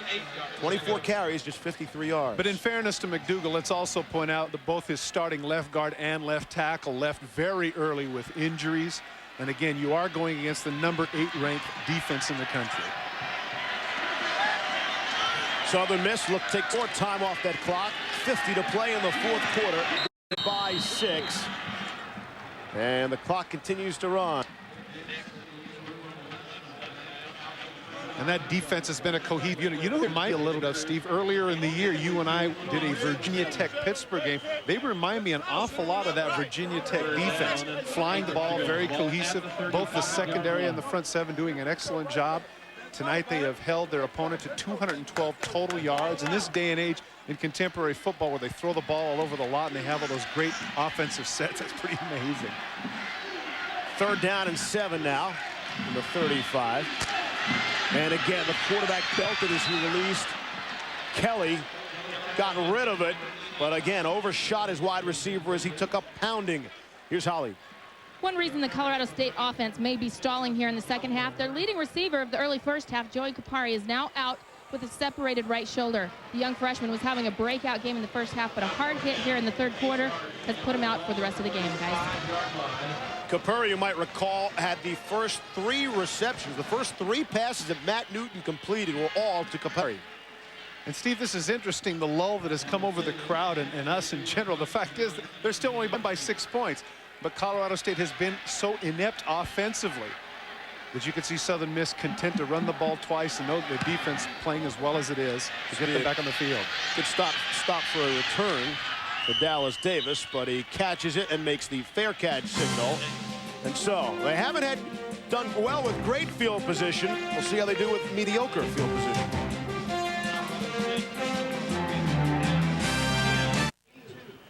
The nation's 7th oldest bowl game has all the makings for a fantastic finish. Colorado State down 6, but they've got the football. And they have just 1 timeout remaining. To burn a couple earlier, that could be costly. Under 4 to go. Flag on the field as they complete the pass to Jose Ochoa, the tight end. We'll see if that comes back.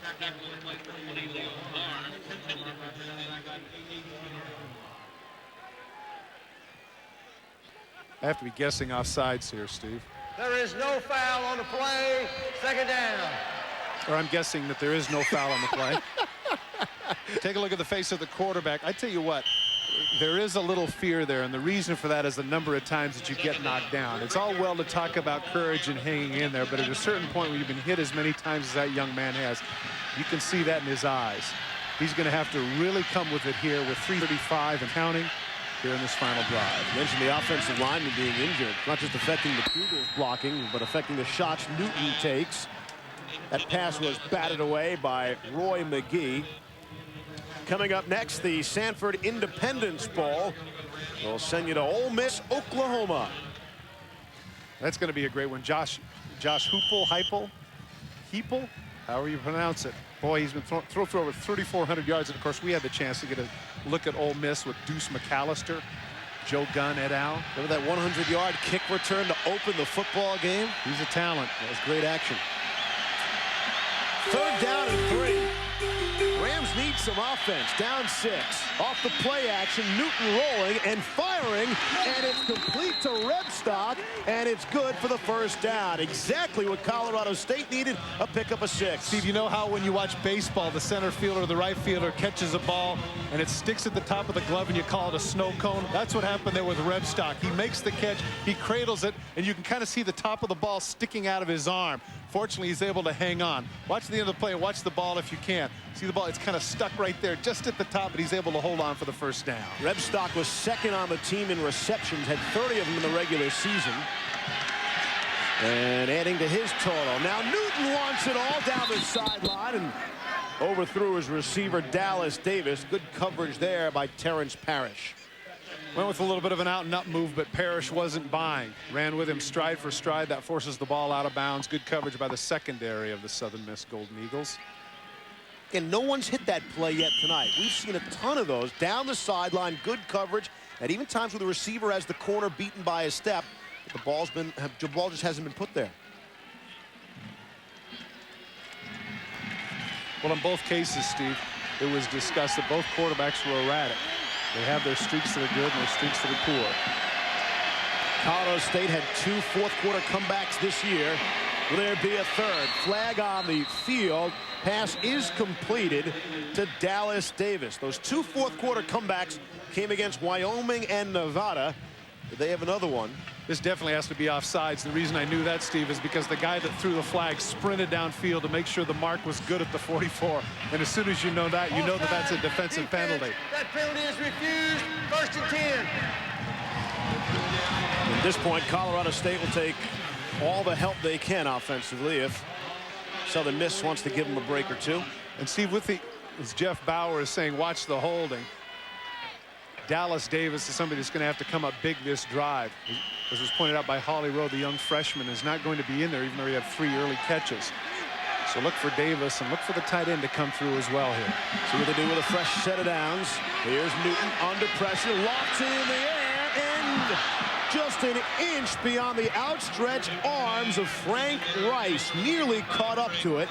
Rice earlier scored a touchdown off a reverse handoff. Now, Steve, take a look at Rice as soon as he looks. And the reason I'm saying that is when you're running like this with your head back, you're not going to get as far as you can if you can sprint straight ahead. He extends his hands. Steve, if there's some way that he could have run and looked just a little bit later, he could have come up with that ball. And you can see the frustration by Newton. He had what he wanted. He had the single coverage. He just couldn't quite get the touch on it. On that slow motion, it looked like that might have caught a fingertip or two. Newton now 17 of 39. He's 3 of 6 on this drive, and he's going to throw again. It's there across the middle of the Red Stock. Tries to shake and bake at the 42, but he is dropped right there, but it is for a first down. I was going to say TJ Slaughter actually helps him out there. It appears that he's going to be dropped for about an 8-yard gain, and then Slaughter comes from the middle. Watch the catch.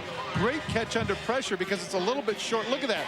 Picks it almost right off the ground. Now watch as he spins around. TJ Slaughter is going to come from the top of your screen, whack him forward for the first down at the 42.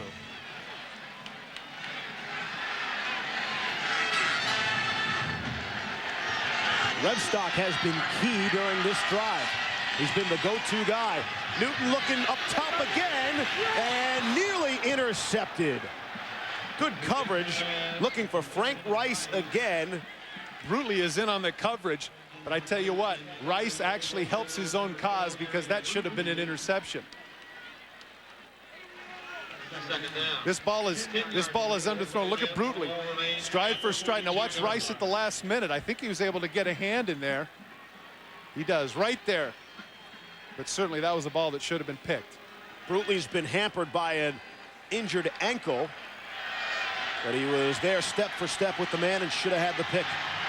As you point out, 2.5 to play now in the 4th. It's been a terrific game. Here's Newton now. Steps up and fires. Sideline, got his man.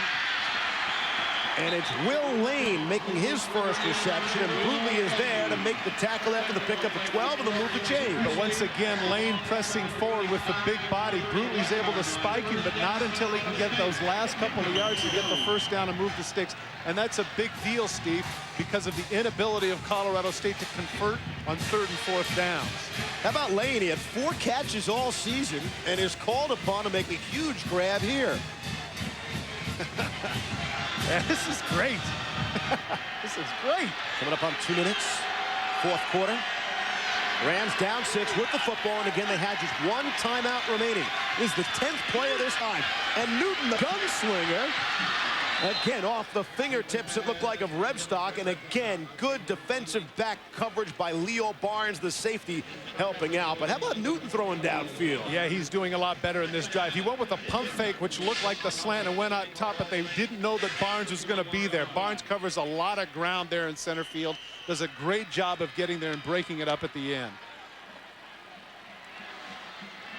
The Liberty Bowl record for pass attempts, guy by the name of Champagne on New Year's Eve. Tony Eason threw for 55. That was Newton's 43rd attempt in this game. Here's Newton looking for some more. Another attempt, and that one they call it a catch again off the turf, and it's Dallas Davis. Now the time, Steve, now the time is an issue. Now down to 140. Dallas Davis is able to get his hands underneath. The pressure is all over Newton. Great job by number 27. Look at the hands. That's a catch. Good call by the officials to let it stand. Now with the clock running at 1:27, it becomes an issue. It is the ally of the Eagles. 3rd down and 3. Only one timeout left. Newton throwing. And again, good defensive back coverage. Frank Rice, the intended receiver, and brutally, all of a sudden, been a huge factor on this drive. Got his hand to break it up. And you can see that Lupick is trying to talk the official into a penalty, but he's not going to get it. And now here it is once again, Steve, 4th down. Minute 19, clock is stopped. Now you're saying to yourself, why aren't they calling a timeout, Steve? This is what it comes down back to what you pointed out. They burned those timeouts earlier. They want to save one timeout. The play of the game, Newton across the middle. It is knocked away, and there is no flag. Now this is interesting because you saw Barnes make the play and then sprint around and look and see as to whether or not he got away with it. He did. He comes over the top and is able to break it up. TJ Slaughter had the pressure. That's the 13th hurry tonight by Southern Miss. Newton's been under it all night, and a great breakup by Barnes. We'll be right back. Steve Levy, Todd Christensen, Holly Rowe, wishing you all a happy and safe new year as we have a minute 15 left. Colorado State down 6. They can only stop the clock one time. And Southern Miss thought about passing, and they slide down. No, they didn't, Steve. They weren't thinking about it at all. That's exactly what Kelly was doing, was taking as much time off the clock as he could before he got touched, as opposed to kneeling down and not taking enough off. Now this is a big 4th down play. Take a look at Barnes on Swoboda.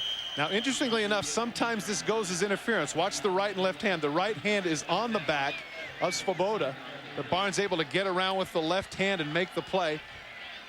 The official decided no, he's not going to call interference. He's going to let the play go. Certainly the consternation of Colorado State, but give credit to Southern Miss. They made the defensive plays all night long. Sonny Lubick doesn't like it, but it stands. You know, Todd, we were told about that front 7 for Southern Miss. The 4 DBs are pretty darn good, too. I think they played an outstanding game. As the clock winds down in the final 20 seconds, we're getting set to send you to the Sanford Independence Bowl. Ole Miss against Oklahoma. Clock is stopped. Colorado State takes their final timeout. And Steve, you had pointed it out, very astute. The loss of that one timeout to the equipment, whether it was the mouthpiece, whether it was the knees, I think that's what it was. The pants were a little bit too high.